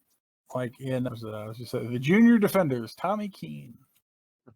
I need to check if the Power Rangers web series has a new episode yet. And then, of course, his first acting credit ever somehow. VR Troopers, Adam Steele. 3 virtual reality troopers. We are VR. That and Superhuman Samurai Cyber Squad were my favorite shit. Big Bad Beetleborgs, baby. I don't know why, but I love that fucking show. I love the theme song when they went metallics because you had the 3 typical average kids love to read their comic books. Just by chance met a ghost who made them Beetleborgs. Then new villains came along who took away their powers. Poof.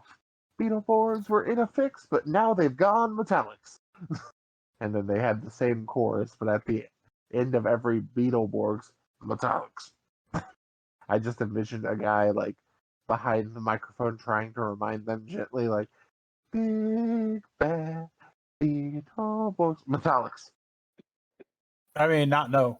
Like, I just you gotta think put in the metallics. It's the new season. What's up, Kyle? I said I just think of the Transformers when you did the theme song. Like I'm just picturing a Transformers show.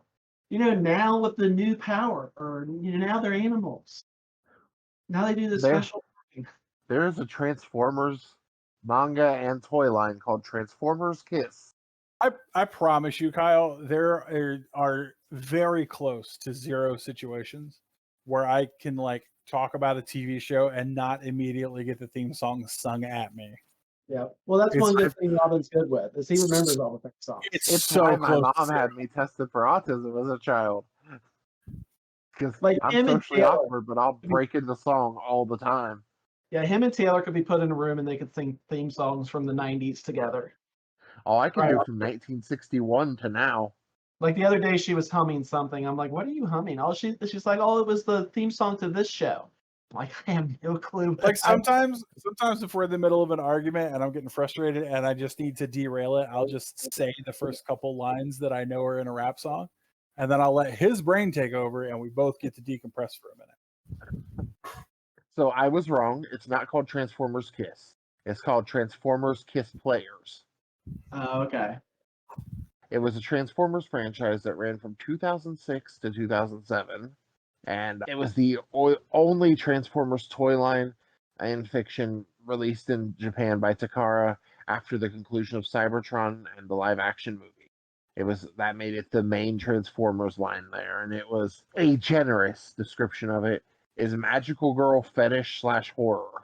Oh, okay. Transformers get power-ups when they're kissed by human girls, the Kiss players from the title, who Oh, fuse with the robots and share their adventures. The plotline may seem like a shift in demographics to young girls, but the line was said to be aimed at a much older adult audience, even the toys bearing ages 15 and up warning, which is Japan's version of like an R rating, which made people really, really worried why these tiny girl-looking things were getting an R rating, but it was just the fusing into the robots was seen as hella creepy. I'm assuming that never really made it in the U.S. It never got released in the US at all. The toy line, like Takara doesn't like to send stuff over here. That's why Hasbro did the Transformers over here. Well, that's like what Drew was talking about when we were talking about Dragon Ball Z earlier, about how the Kai was technically the American change of it because they took away a lot of the stuff they got away with. Yeah, Kai just pulled out all the filler. They were like, "Well, this Frieza fight is going to be 5 minutes. Get it Hold together." on.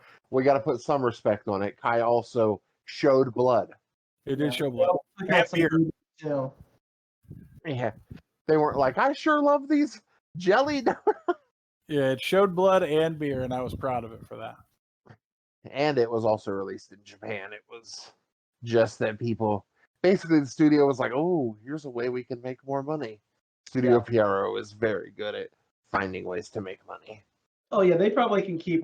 There's certain things they could just re-release and change one little thing, and people would spend millions of dollars. They're like, "Oh, the people don't like all our filler episodes. What if we just did it again, but without that? Yeah, That'd be dope." Which is untrue. One of my very favorite Dragon Ball Z episodes is 100% filler.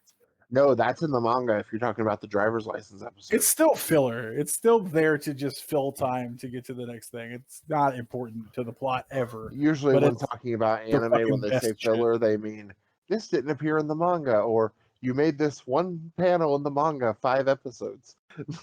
well, yeah. I mean, you got to make at least 12 episodes. Make your 5 minutes. The biggest lie ever told by a villain in Dragon Ball. This planet will explode in 5 minutes. right. The 2 ocean dub, years later. the ocean dub of Dragon Ball Z is some of my favorite shit that's ever happened. Yeah, that's where everyone's favorite Dragon Ball meme comes from.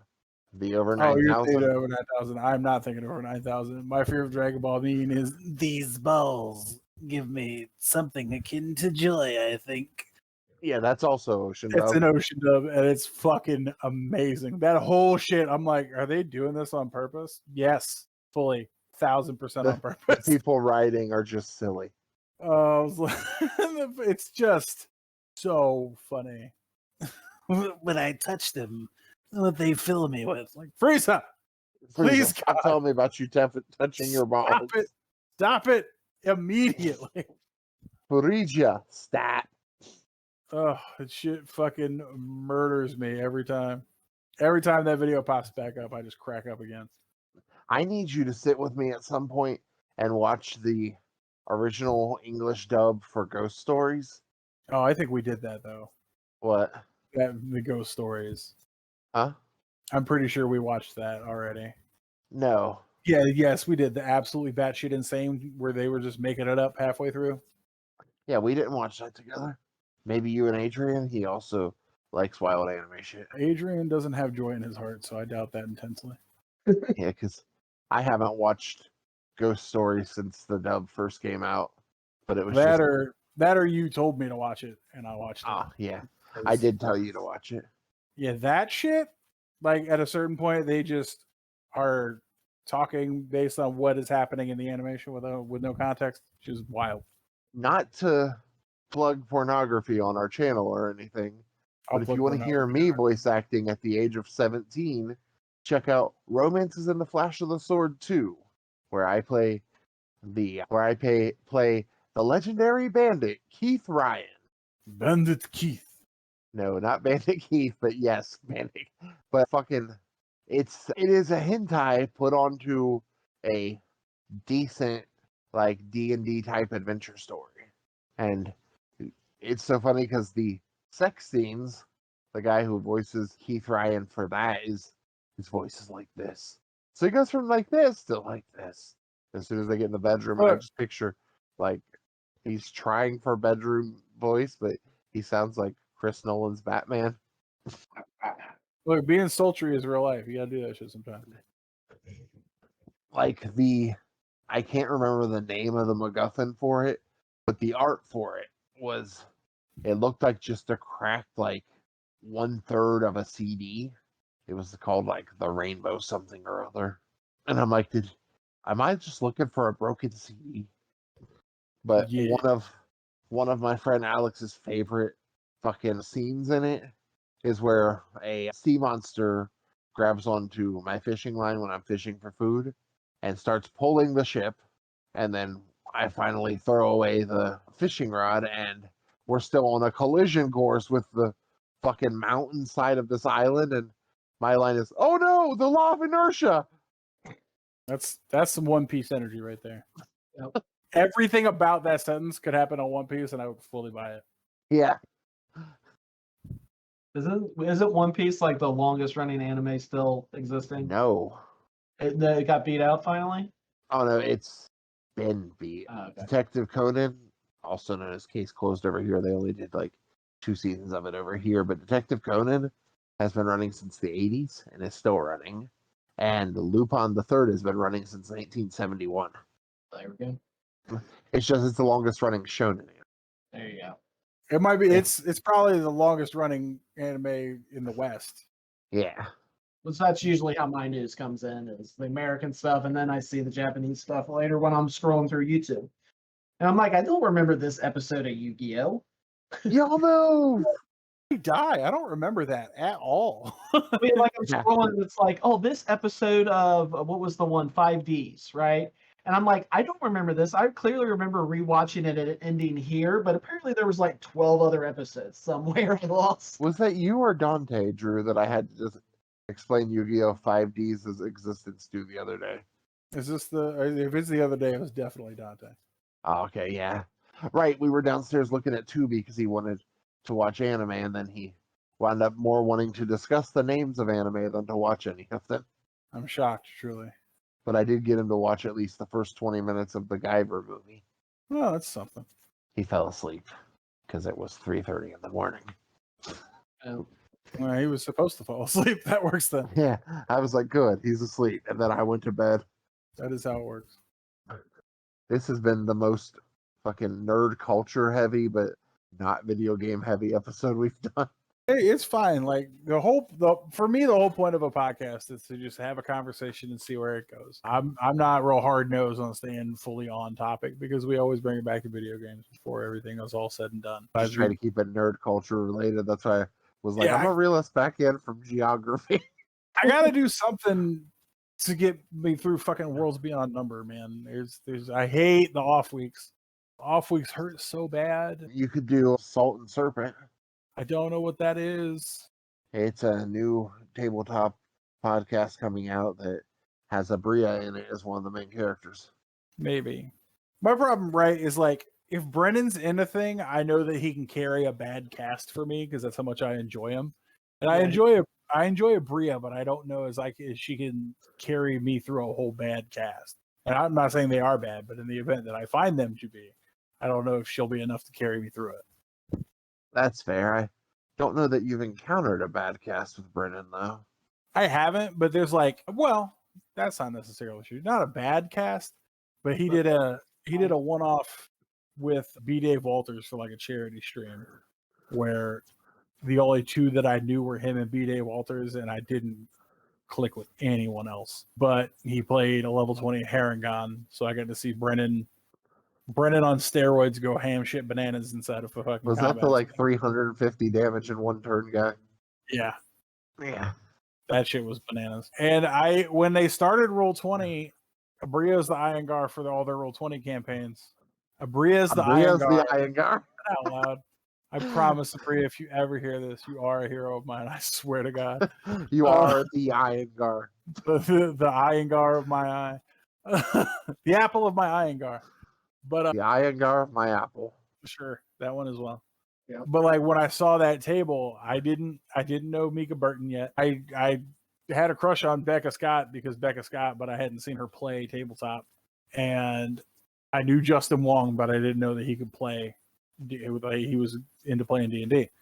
So I expected, Bria as the DM and Brendan as a player to carry me through a bad cast. And they turned out to be great. I always recommend those to anyone who's never seen Citizen Dr. Abraham Mahernbleu. Go check that shit out because, man, that man's a fucking inspiration. My favorite line of all of that shit is in the third one, though, where they're like, what does Abraham look like? And he describes himself as disgustingly as possible. And he looks at the camera and he goes, if you want to fuck this guy, you should apologize. And then Becca Scott just goes, like, oh, I'm sorry. That was after we established that her centaur had 2 vaginas, and in her world, all centaurs have 2 vaginas. So God, I the love D&D. Megazord for once and always looks like hot garbage. By which I mean we've had the opportunity to upgrade technology magnificently, and it still literally looks like it's made of plastic. Is it the same one from before? It looks like the same one from before. I need explanations, Power Rangers. Yeah, it's in That motherfucker's in our group chat. They got destroyed and turned into the Thunderzords. So I'm gonna need especially without I know what they'll do. Same way they use the fact that the morphin grid is throughout time.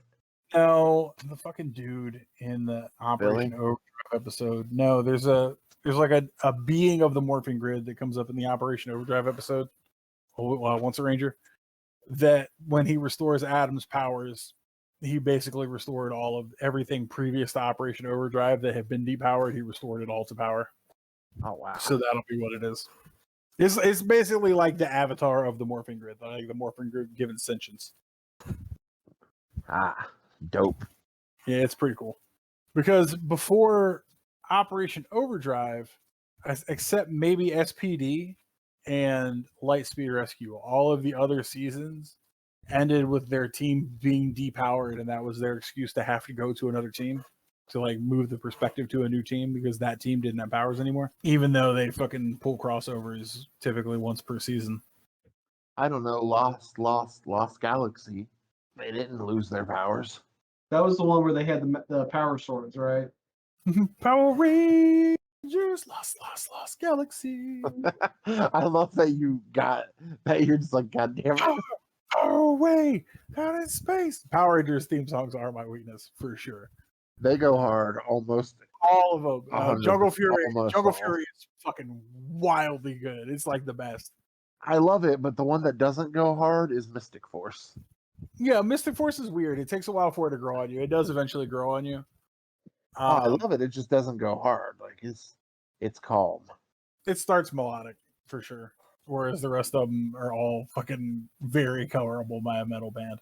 There's probably a dude out there doing that right now. 100% sure that when they did the Power Rangers movie that should have succeeded but didn't because everybody was butthurt they made Billy Black. Yeah, they made Billy black and autistic, and the world went crazy. Yeah, they did there's a heavy metal cover of the original theme song on that soundtrack, and on the soundtrack for the first Mighty Morphin movie. I remember the first one. What was the second one? Turbo. Power Rangers Turbo. Okay, that's right. Billy was one of the only ones that transferred over to that one, wasn't he? Billy did not transfer over to that one. Billy, child.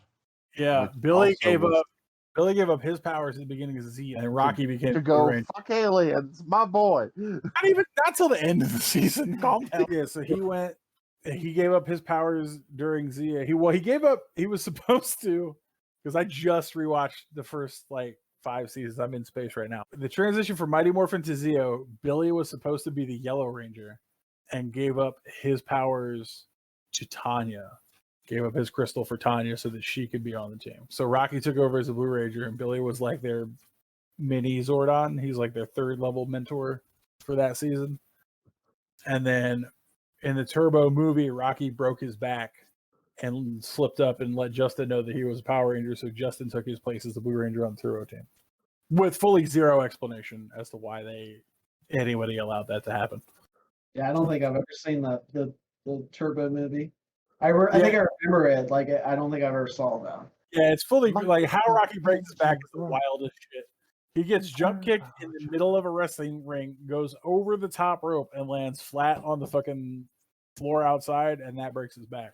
Which would injure his ribs and not actually break his back. Yeah, it wouldn't break his back. It would knock the wind out of him. He may bruise a rib, but he would be fine. But instead, he just disappeared for the remainder of Turbo. Oh, here's a Power Rangers conspiracy theory I'm going to have to read later. What's that? Weeks ago, Power Rangers, everything is a lie. Everything is a lie. We still have hope to see Kimberly, Tommy, and Jason in the 30th anniversary episode. All right, bro. Did you write this? I didn't. I wish I did. I'm just like, it sounds like true.